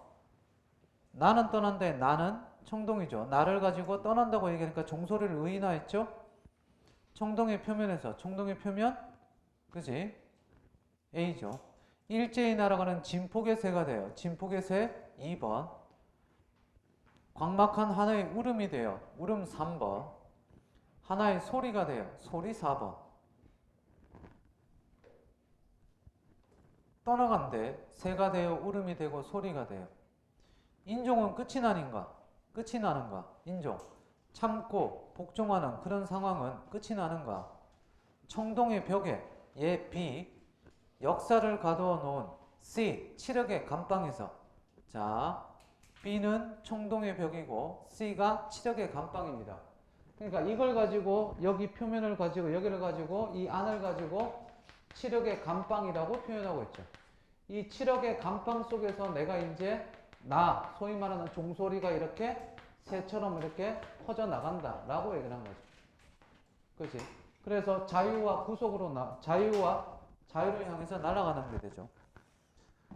그래서 먹구름이 깔리면 하늘의 꼭지에서 터지는 뇌성이 돼요. 아 미안. 나는 바람에 실려 3년 봅시다. 나는 바람에 실려. 여기서 바람은 매개체가 되고요. 바람은 매개체가 되고 나는 바람에 실려 들에서는 푸름이 된다. 푸름 5번. 꽃에서는 웃음이 되고 6번. 천상에서는 악기가 된다. 7번. 전부 다 1번, 7번 전부 다 종소리를 의미하죠. 마지막 먹구름이 깔리면 먹구름 부정적 현실이죠. 세모가 되겠지. 하늘의 꼭지에서 터지는 뇌성이 돼요. 뇌성 천둥소리죠. 얘가 8번. 뇌성이 되어서 가류의 음향이 된다. 자, 음향이 9번이 됩니다. 근데 마지막에 가루의 음향이 된다는 뭐가 돼요? 표현상 특징이 공감각이 되죠. 그렇죠? 감각의 전이가 나타나죠. 감각의 전이 어떻게 나타납니까? 감각의 전이 어떻게 나타나요? 보세요. 음향이 가루가 되니까 청각의 시각화가 되겠죠. 그렇죠? 청각의 시각화. 뭐 이 정도는 기본이 알고 있을 겁니다. 청각의 시각화가. 되나요? 자, 이렇게 보시면 되고요. 그래서 자유를 향한 비상이라고 보시면 돼요. 자유를 향한 비상. 그게 주제가 됩니다. 글 전체 주제 자유를 향한 비상. 되셨어요? 다음 나시 그냥 내신도 들어가는 친구가 있으니까 나시는 가볍게 한번 볼게요. 이 다음에 나는 고양이로 태어나리라. 고양이는 동그라미 세모. 얘들아 고양이는 동그라미 세모. 긍정이야 부정이야? 긍정이죠. 왜? 태어나리라라고 돼 있으니까 화자가 지향하는 삶이 되겠지. 그지? 냥. 그죠? 고양이가 태어나리라. 윤기가 잘잘 흐르는. 맛있겠다. 이러면 안 되죠. 그렇죠? 윤기가 잘잘 흐르는 까망 얼룩 고양이로 태어나리라. 고양이 기르는 사람? 고양이 기르는 사람? 아무도 없어요? 개. 개는 꽤 많네. 작어? 한 근도 안 돼? 자, 이런 표현. 개 큰 개 기르는 사람. 조금 커요. 요만한. 너 종이 뭔데? 푸들? 스피치는 작잖아. 작은 종인데 커? 뭐 이름이 비상식량 이름 아니지 그렇지? 그러면 안 돼요. 드시면 안 되죠. 요즘도 우리나라 많이 달라져서 개를 보시는 문화가 많이 좀 사라졌죠. 근데 그거를 먹는 거는 그 사람의 개인적인 어떤 취향인데 그걸 가지고 그거 먹는다고 해서 너무 막 저거 하는데 그럼 저도 물어보고 싶어요. 보시다 먹지 말자는 주장에 대해서 뭐 동조하는 편이긴 하지만 그걸 너무 지나치게 혐오하거나 막 그런 사람들인데 그럼 물어봅니다. 소는 안 되냐고 그랬더니 걔는 먹으면 불쌍하대요. 그럼 소는 그랬더니 소는 괜찮대요. 닭은 그랬더니 닭은 먹어도 된대요. 소, 닭, 돼지는 먹어도 되대? 개는 안 된대요. 개는 왜 그랬더니 개는 가족이래. 아니 어느 정도 이해는 하지만 좀 너무 그러고 차라리 그럴 거면 차라리 베지테리언이 되는 게 맞지 않나 싶기도 하고 모르겠습니다. 아무튼 어쨌든 그렇다고 해서 저도 먹는 건 아니에요. 먹어본 사람 보신다. 살면서 먹어본 사람 있을 텐데 엄마가 혹시 집에서 육개장을 해준다고 해줬는데 평상시에 먹는 육개장이랑 좀 맛이 달라요. 고기도 좀 다른 것 같아. 그럼 물어보죠. 엄마 이거 육개장 맞아? 그러면 맞아. 그러는데 고기가 다른데 그러면 엄마가 당황하면서 부위가 다른 거야. 부위가 아니라 종이 다른 겁니다. 니한테 속이고 먹었을 수도 있어요. 안 그럴 수도 안 그러겠죠. 요즘 많이 그런 문화가 사라져서 옛날에는 많이 먹었는데 어쨌든 윤기가 잘 자라는 까망 얼룩 고양이로 태어나리라. 사뿐사뿐 걸어 뛸 때면 커다란 까치 같고 공처럼 둥그를 줄 아는 작은 고양이로 태어나리라. 다음 두 줄 묶어둡니다. 나는 텐마루에서 졸지 않으리라. 사기 그릇에 우유도 할지 않으리라. 리라가 겁나 많죠. 그죠? 서울의 리라 초등학교 알아요? 미안합니다. 자, 요즘 드립이 자꾸 수가 자꾸 들어. 니네 때문이야. 니네 그거 알지? 바둑을 두는데 1급이랑 10급이 있어. 10급이 1급보고 좀 가르쳐 달라고 그래. 1급은 굉장히 잘 두는 거니까 1급이 10급한테 가르쳐줘. 그렇게 하면 10급이 열심히 공부해. 그럼 10급이 몇 급이 돼? 5급이 돼. 올라가. 문제는 1급도 5급이 돼. 왜? 하도 못 두는 애들 것만 보니까 수가 자꾸 줄어드는 거야. 자기 실력이 주는 거야. 니네 보면서 이런 생각을 해. 내 드립이 자꾸 어떻게 수준이 자꾸 떨어지는 게 아닌가. 미안합니다.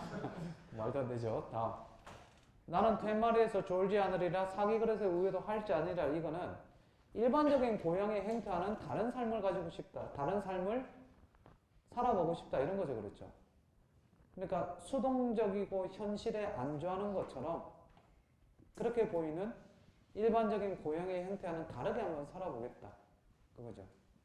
그래서 가시덤불 속을 누벼 너른 벌판으로 나아가리라. 너른 불판. 동그라미겠지. 그렇지? 왜? 나가리라고 돼 있으니까 그죠? 나가리라. 나가리. 아니죠. 그렇죠. 나아가리라. 거기서 들쥐와 뛰어놀리라. 이 고양이 좀 이상하다. 이 새끼 잘 봐봐. 들쥐와 뛰어놀겠대. 보통 고양이는 들쥐를 뭐 해요? 잡아먹죠. 그렇죠. 근데 들쥐랑 뛰어놀겠대. 그럼 지도 먹고 살아야 되니까 먹을 때 뭐를 먹겠대? 참새떼를 덮치리라. 고양이는 원래 참새떼 덮칩니다. 고양이한테 덮치기는 하는데 그러면 그들은 놀라 후닥닥 달아나겠지. 아하하하. 뭐야 이거 먹는 거 가지고 장난치는 거 아니죠? 펄짝펄짝 뒤따르리라. 그런데 양심은 있네. 꼬마 참새는 잡지 않으리라. 할딱거리는 고놈을 앞발로 툭 건드려 놀래주기만 하리라. 나쁜 놈이네. 그리고 곧장 내더라. 제일 큰 참새를 잡으리라. 뭐 아무튼 이윽고 해는 기울어 바람은 스산해지겠지. 들쥐도 참새도 가버리고 어두운 벌판에 홀로 남겠지. 나는 돌아가지 않으리라. 아까 얘기했던 일상적 삶을 안주하는 삶을 거부하는 거죠. 어둠을 핥으면 낯가리를 찾으리라. 그 속은 아늑하고 집담 냄새 훈훈하겠지. 훌쩍 뛰어올라 깊이 웅크리리라. 내 잠자리는 달빛을 받아 은은히 빛나겠지. 혹은 거센 바람과 거센 바람 세모 함께 찬비가 찬비 세모 빈 벌판을 쏟아낼지도 모르지. 그래도 난 털끝 하나 적시지 않을걸? 나는 꿈을 꾸리라. 놓친 참새를 쫓아 밝은 벌판을 내닫는 꿈을. 니네 같으면 이거 수능에 내겠니? 뭐 낼까? 시험 문제. 고양이 동그라미 쳐놓고 화자가 하고 싶은 대상 뭐 이런 게 낼까? 넓은 들판, 긍정적 공간 뭐 이런 시험 문제 낼 게 없죠. 그렇죠. 이게 진짜 수능에 나오면요 진짜 할 수 없습니다. 근데 저 같으면 제가 수능 출제하려면 절대 안 됩니다. 왜? 문학사적으로 가치가 있는 시들이 훨씬 더 많기 때문에. 9강 보겠습니다. 98쪽입니다. 황동규의 풍장입니다.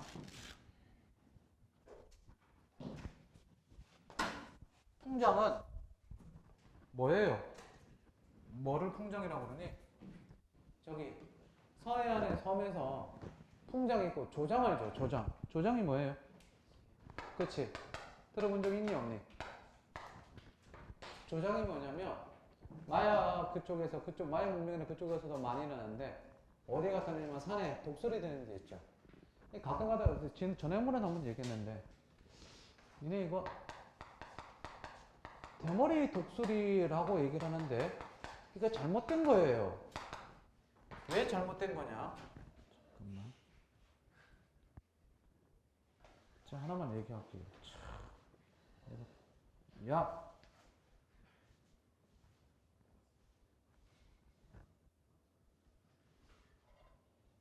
맞구나. 이게 독수리가요. 독수리 뜻이 원래는 뭐예요? 니네 수리매 아시죠? 수리매, 수리예요. 여기에 뭐가 붙었냐면 이 독자가 붙은 거예요. 그래서 독수리예요. 그럼 이 독자는 무슨 독자냐? 대머리 독자예요. 대머리 한자가 독자예요. 독자. 독 한자고 독수리예요.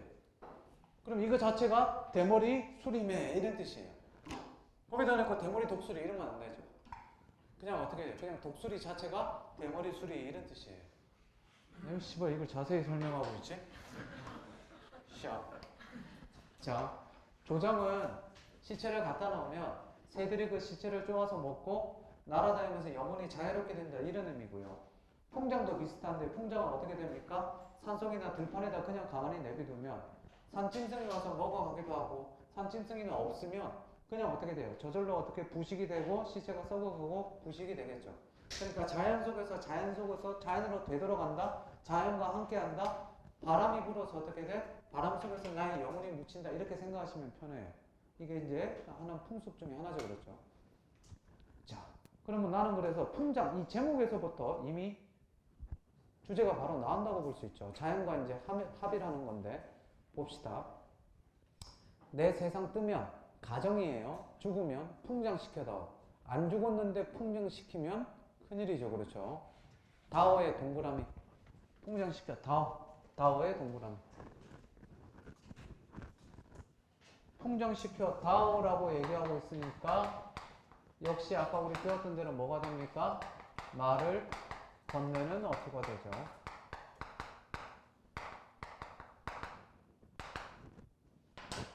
말을 건네는 어투, 대하체가 됩니다.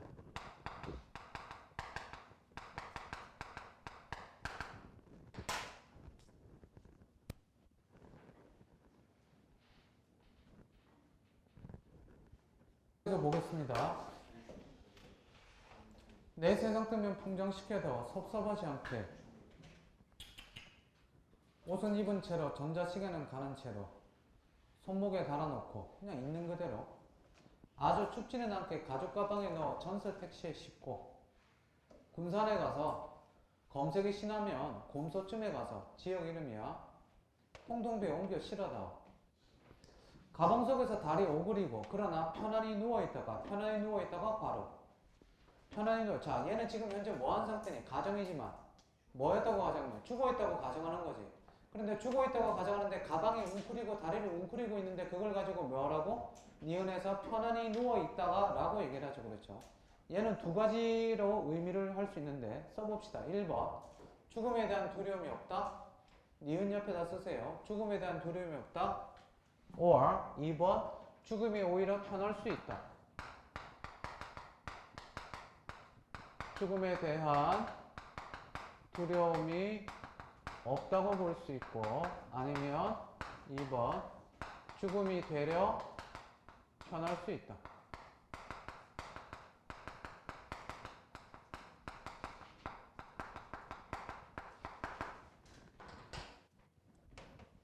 다음 이렇게 보시면 돼요. 죽음이 되려 오히려 편할 수 있다.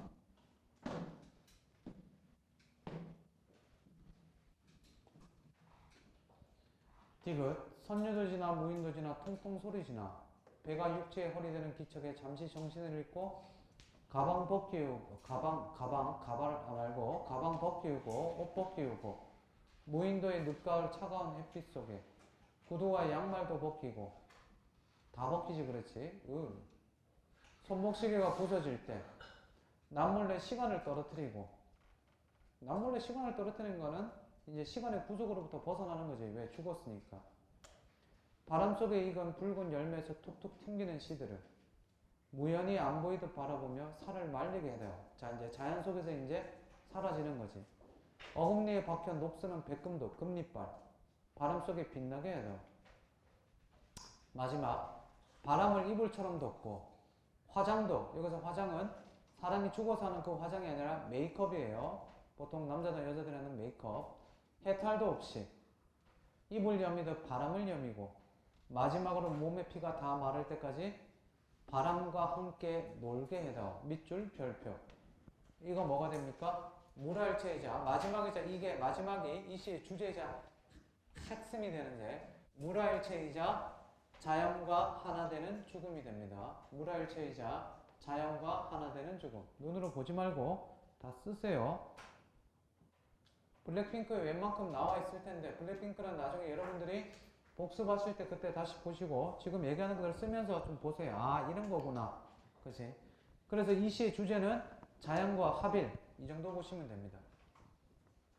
역시 얘도 출제 가능성이 없잖아 있는 국왕은 가나 둘 다 별표 5개 중에 2-3개 정도 됩니다. 나는 조금 더 떨어지긴 하지만 나는 하나 정도? 나올지 안 나올지 모르는 정도? 이렇게 됩니다. 자, 유화의 빠삐용. 빠삐용. 빠삐용 옆에다 괄호하고 아이유. Sorry? Yeah.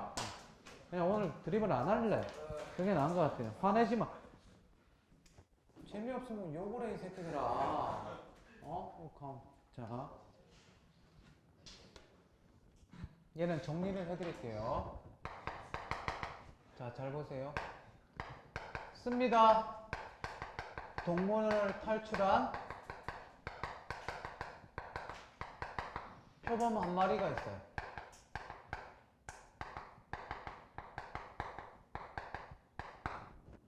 그치?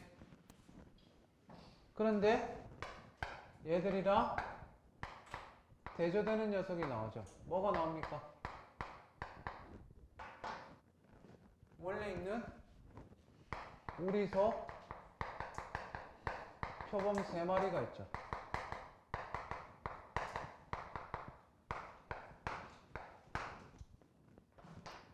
얘들이 의미하는 바를 봐야 되는데 얘들이랑 똑같은 거는 뭐가 됩니까? 빠삐용이죠.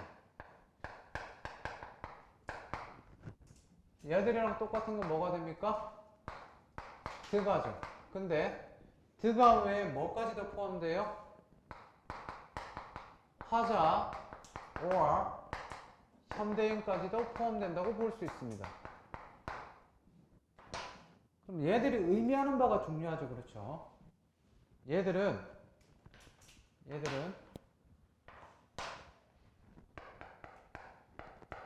위험하지만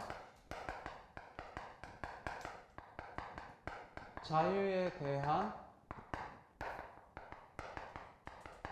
의지가 있는 애들을 뜻하고요. 위험하지만 자유에 대한 의지가 있는 애들이고요. 우리석 표범 3마리는요. 얘들은 뭐예요? 뭐를 뜻하는 거니? 안전하고, 그치? 안전하고 안락한 현실에 써볼까요? 안전하고 안락한 현실에 안주하는, 그치? 태도를 보여주고 있습니다. 그래서 얘들은 자유에 대한 의지가 없다고 할 수 있죠. 요게 이 시의 핵심이라고 보시면 됩니다. 지금 시간이 없어서 문제는 제가 손을 못 대고 있는데 일단 요 정도만 일단 알아두셔도 돼요. 요게 핵심이에요. 일단 써보세요.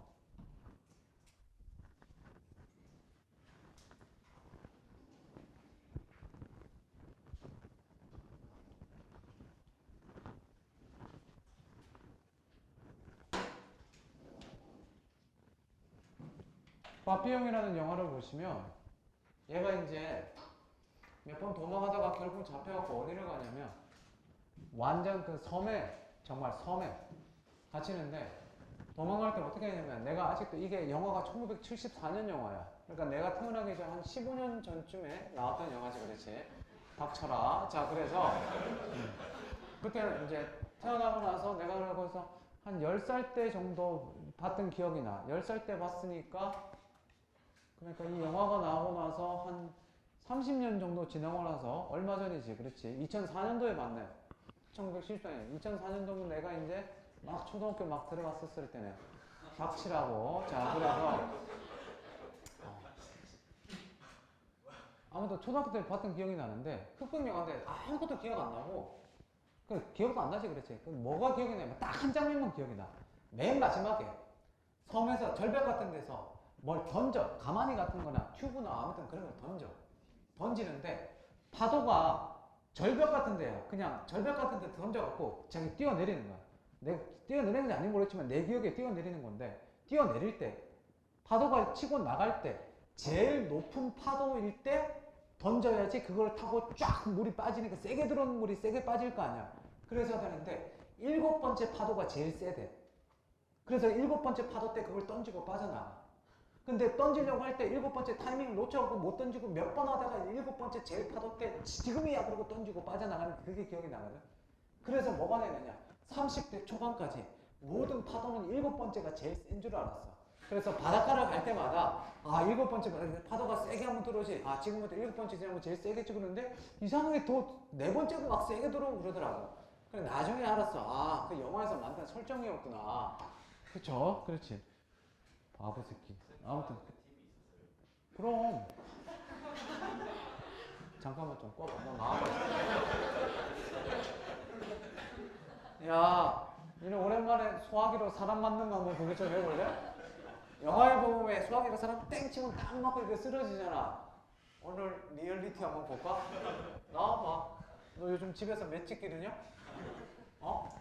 야, 요즘 내가 니네 바빠서 이제 윈터 때랑 지금 비교, 윈터 때 멤버들 손 들어봅시다. 윈터 때 꽤 많지, 그렇지? 그치? 윈터 때는 솔직히 많이 웃겼죠. 그치? 재미난 얘기를 많이 해주려고 그랬죠. 웃기려고. 그죠? 점점 지내보면 알겠지만 요즘은 농담 양이 많니 적니? 한 윈터 때에 비해서 한 10분의 1로 줄었을 거예요. 그죠? 점점점 더 줄 겁니다.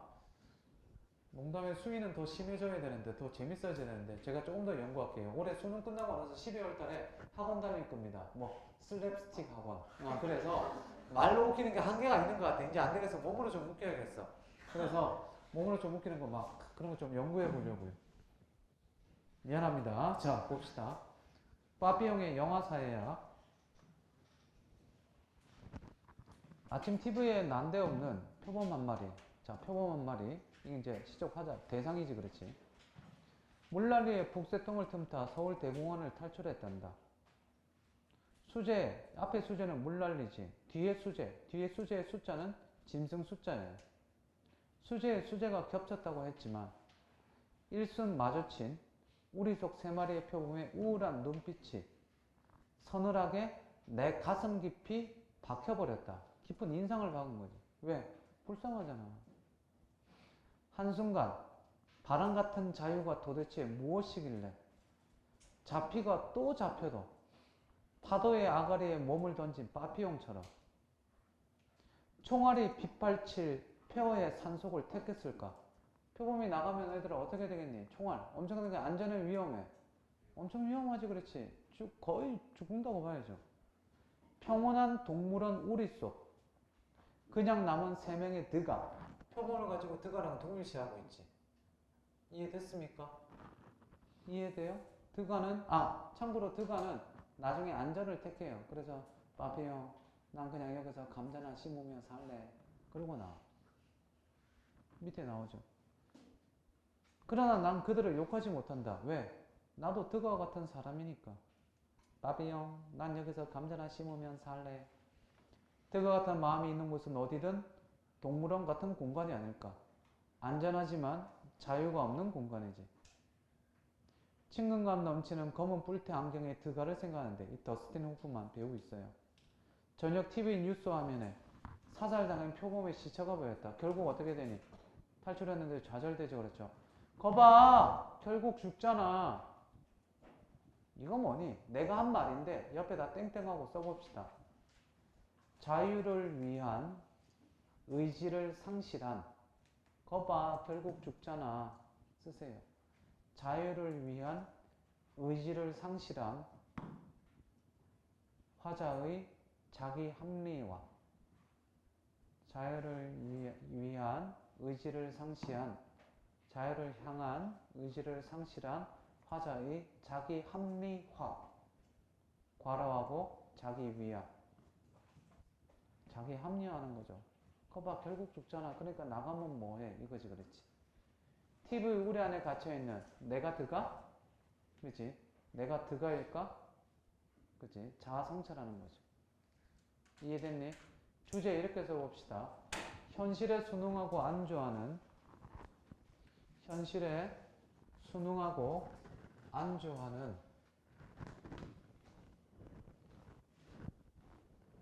태도에 대한, 현실에 순응하고 안주하는 태도에 대한 성찰과 비판.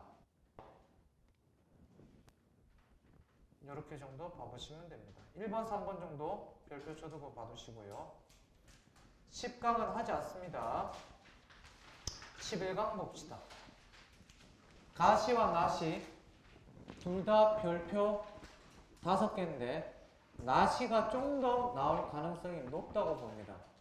시가 조금 되게 어떻게 보면 쉬운데 조금 어려워서 좀 볼게요. 첫 번째, 나이더 그 복숭아 나무 곁으로. 얘는요. 쉣. 아, 어떡해. 아이고, 오늘 건 900원. 집에 가서 일기 써야겠다. 복숭아 나무는 처음이 있고 나중이 있어.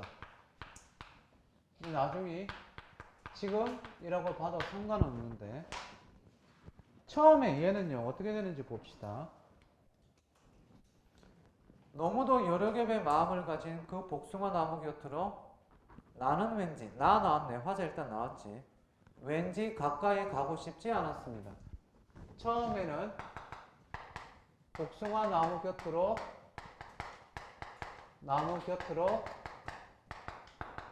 가기 싫어. 처음에는 복숭아 나무 곁으로 가지 않았습니다.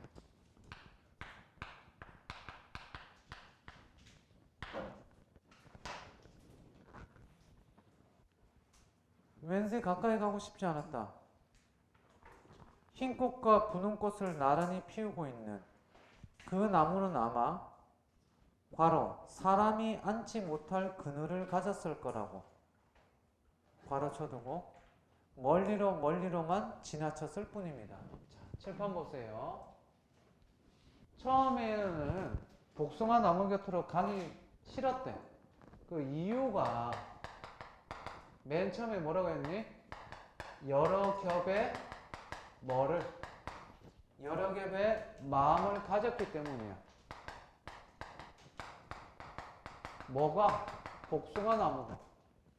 그러면 여러 겹의 마음을 가졌다는 말이 뭘 의미하는지 밑에 나오는데 그게 지금 읽었던 사람이 앉지 못할 그늘. 즉 사람이 가까이 하기 힘든 대상일 거다. 대상일 거라고 화자가 뭐를 가지고 있었니? 편견을 가지고 있었습니다. 얘가 이제 편견을 가지고 있어. 처음에 난 얘가 싫었어. 왜? 냄새가 나서 안 씻을 것 같아. 이러면 안 되죠. 그렇죠? 그게 아니죠. 처음에는 이 복숭아 제가 여러 겹의 마음. 사람이 좀 이상한가? 왜 이렇게 들쭉날쭉하지? 뭐 여러 가지 좀 이상할 거야. 겪어보지도 않고 그냥 보기만 하고, 예를 들어서 어떤 애가 이런 거지. 사람 외모로 이제 판단하는 경우가 많지. 옛날에 내가 가르쳤던 애들 중에 외모로 난 판단을 잘 안 하는데 15년 전에 되게 특이한 여학생 하나가 재수생이야. 대치동에서 수업을 하는데 왔어. 첫 수업하고 두 번째 주에 수업을 하는데 지금 여름이었는데 지가 무슨 어부라고 그물로 된 망사옷을 입고 왔어. 고3 학생들이 쫙 입고 있는데, 그지? 그물이 촘촘한 게 아니라 듬성듬성해.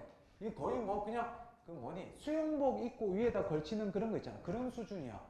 뭐지 그랬는데 반바지도 되게 짧은 걸 입고 왔는데 그냥 그러는 했어. 근데 그러고 그 다음에 왔는데 옥상에서 이제 담배를 피는데 같이 올라서 담배를 피더라고. 불렀지. 왜?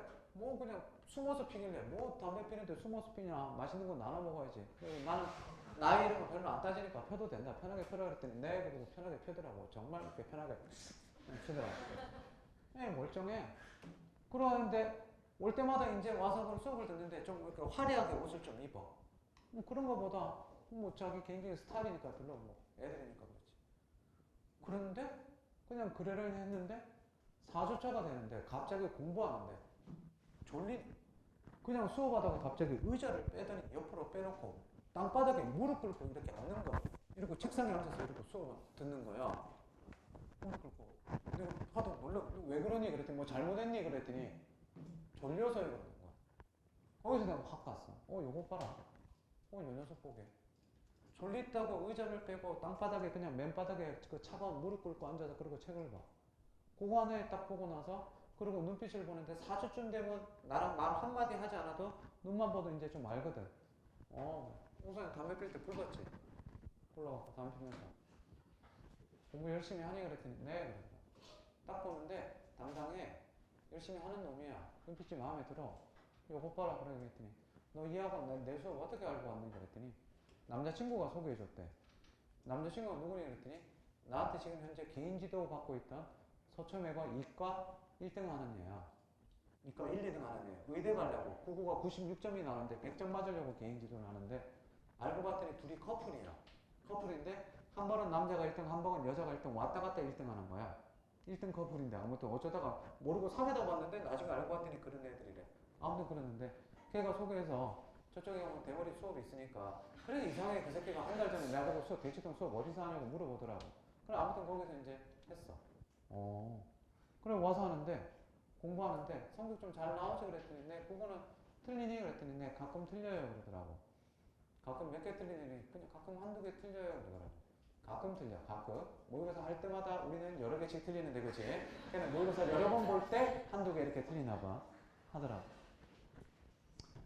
그래서 걔 보고 그런 거지. 사람이 가까이 너무 이쁘고 애가 너무 화려하게 옷을 입으면 내가 어떻게 나 같은 노비 집안은 절대 범접할 수 없는 여인이야 라고 예를 들어서 뭐 그런 거지. 물론 학생은 그렇지. 어쨌든 편견을 가지고 있었는데 그 다음 이제 의미가 달라집니다. 자, 화자의 인식 전환이 나타납니다. 흰 꽃과 분홍 꽃 사이에 수천의 빛깔이 있다는 것을 나는 그 나무를 보고 멀리서 비로소 알게 되고 눈부셔 알았습니다. 자, 이 세 줄을 묶어두시고 대상에 대한 화자의 인식이 전환되죠. 자, 나중에는 얘가 뭐를 가지고 있다고요? 수천의 빛깔. 얘는 지금은 이제는 어떻게 나무? 밑에 읽어보면 얘는 복숭아 나무 곁에 있습니다. 그거를 어떻게 아느냐? 이유가 뭐라고? 지금 읽었던 그거. 뭐라고요? 수천의 빛깔이 있다는 거.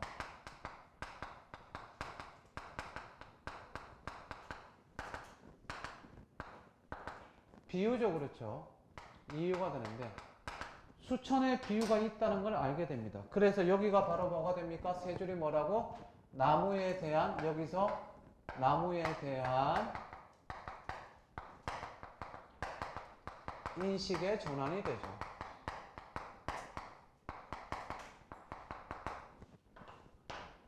되셨니?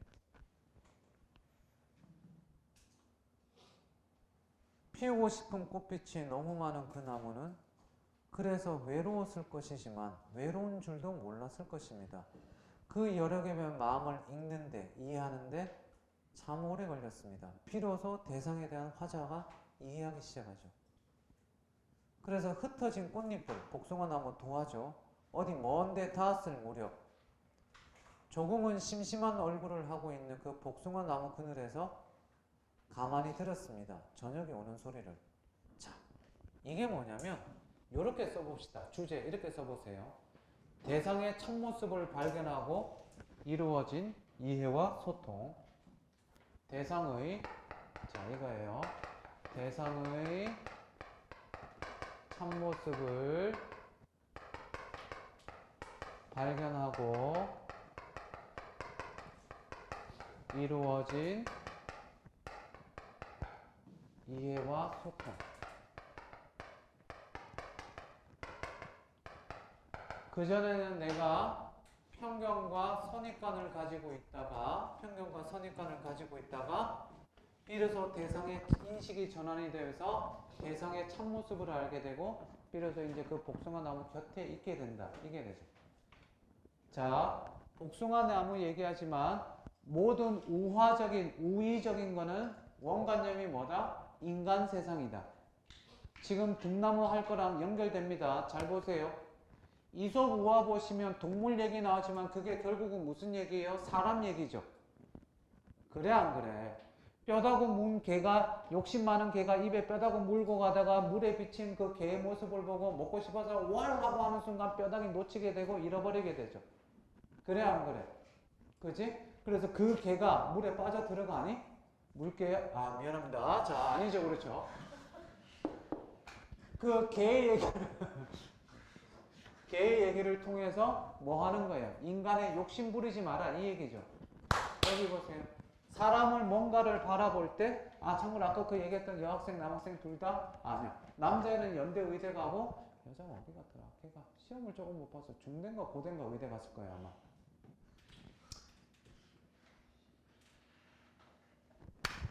걔들은 그 의대 가려고 중학교 때부터 고등학교 때부터 하루에 잠 5시간, 4시간씩 자면서 새벽까지 공부해서 밤새도록 공부하고 그렇게 간 애들이에요.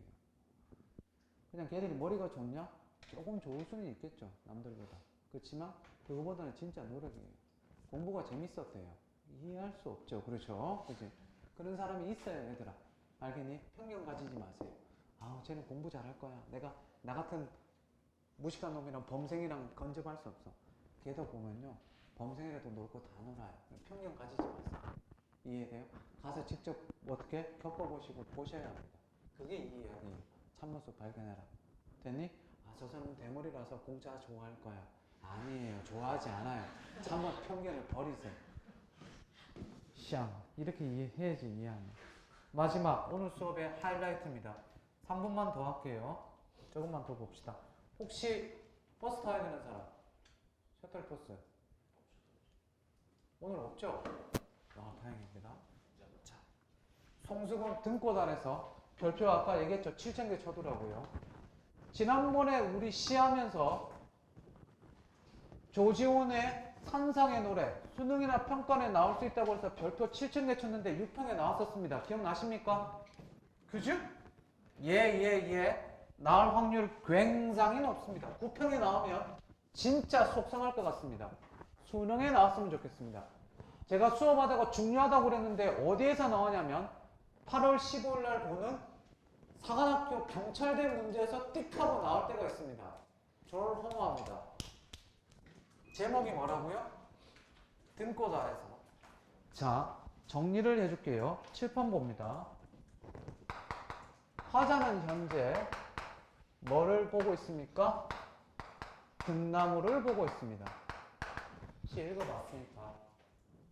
등나무에 뭐를 몇 개 합니까? 등나무에 얘는 여러 꽃을 피웁니다.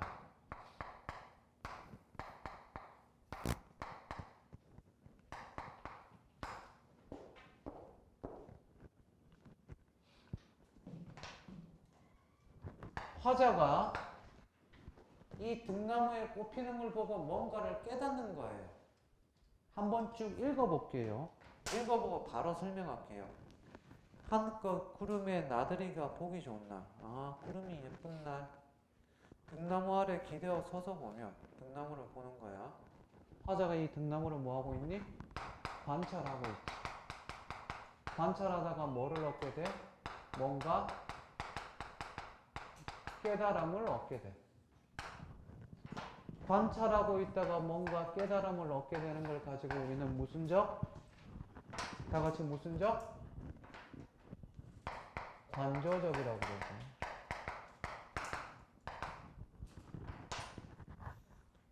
자, 여기까지만 쓰고 이제 읽고 나서 한꺼번에 정리해 줄게요. 설명 딱 듣고 나면 되게 쉬워요. 시가 좀 어려운데. 등나무 아래 기대어 서서 보면 이제 시 보겠습니다. 나중에 쓰세요.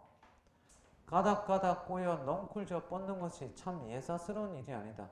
쫙 뻗어나가는 게 참 특이한 일이다.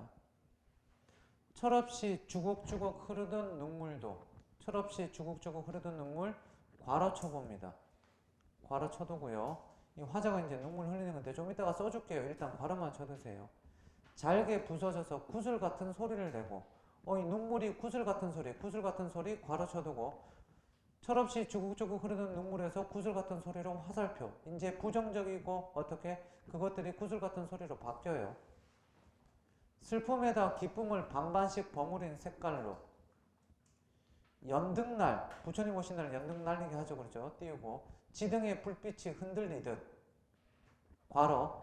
내 가슴에 기쁨 같은 슬픔 같은 것의 물결이 반반씩 한꺼번에 녹아 흐르기 시작한 것은, 자, 지금 내 정서는 기쁨과 슬픔의 정성이 반반 있는 거야. 이렇게 시작한 것은 평발 밑으로 쳐져 내린 등꽃송이를 보고 난 그 후부터다.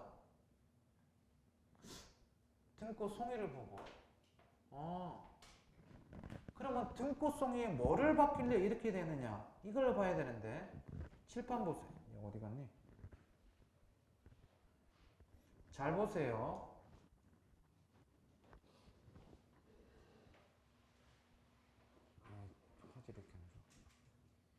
이게 등나무예요. 꽃은 되게 이쁘죠?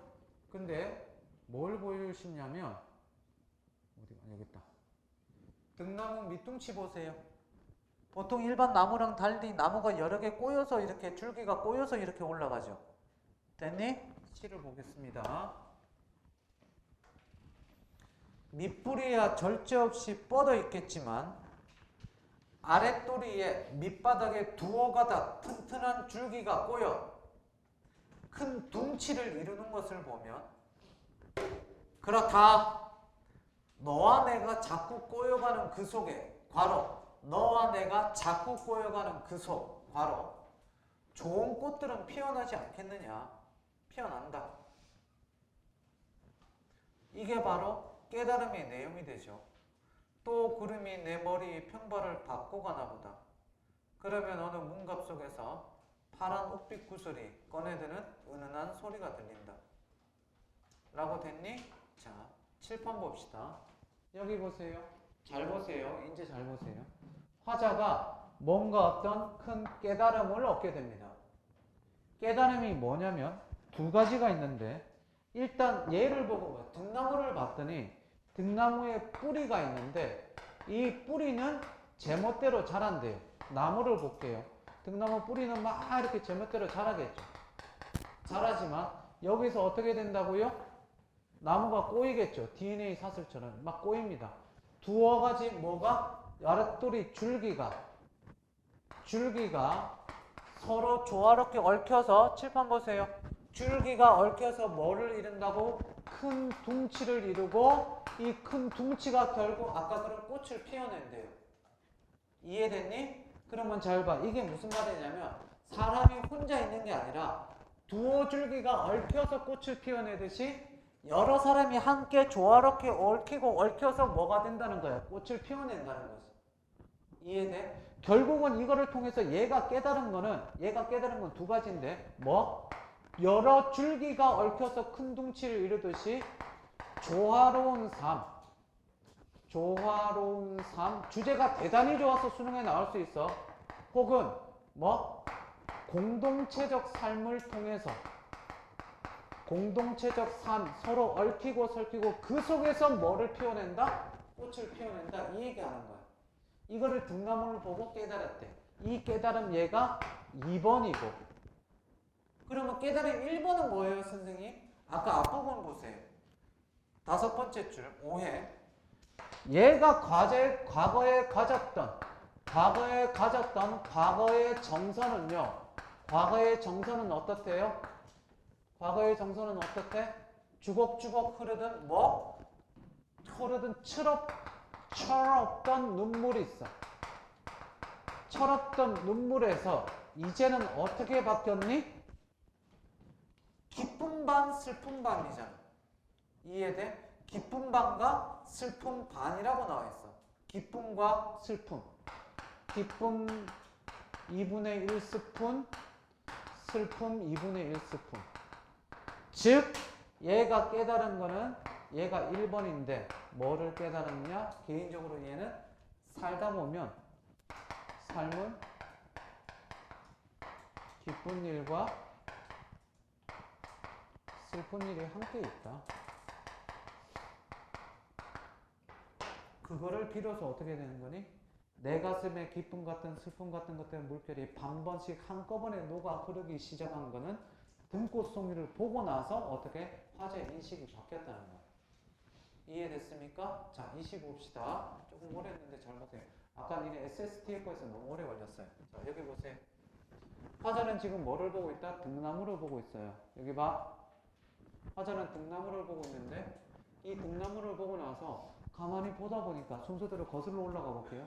등나무를 보다 보니까 밑에 어떻게 뿌리는 지멋대로 뻗었겠지만 아까 보니까 줄기가 두세 가지, 세네 가지 줄기가 얽히고 얽혀서 쭉쭉쭉 뻗어나와서 어떻게 되는 겁니까? 둥치를 이뤄서 꽃을 피워내는 거죠. 아하, 사람이 이런 거구나. 혼자 사는 게 아니라 함께 살 때 그 속에서 뭔가 아름다운 것을 만들어내는구나. 그걸 깨달았고 그 전에 위에서 나는 옛날에 그냥 과거에 철없던 눈물만 흘렸던 시절인데 이 등나무 꽃잎을 보고 나서 여러 가지가 섞여 있듯이 두 가지가 섞여 있듯이 이 두 가지가 사람 간의 관계일 수도 있지만 두 가지 내 안으로 내 개인적으로 본다면 기쁨과 슬픔이 같이 섞여서 어떻게 내 삶은 기쁜 일들과 슬픈 일과 함께 가지고 있구나. 철없이 눈물만 흘리는 그게 아니다. 라는 걸 깨닫게 된 겁니다. 이해됐습니까? 요게 이 등나무는 시예요. 비유도 되고 우의적도 되고 그러면서 주제도 괜찮고 그래서 수명할 확률이 높다는 겁니다. 작가도 송승헌 선생 이미 한번 나왔었죠. 그래서 얘기하는 거예요. 되셨니? 주제 하나만 씁시다. 등꽃을 통해 발견하는 삶의 의미와 가치. 등꽃을 통해 발견하는 삶의 의미와 가치. 제가 지금 한 얘기들 블랙핑크에 웬만큼 정리되어 있으니까 책 보고 오늘 한 것들 복습을 꼭 하시길 바랍니다. 알겠습니까?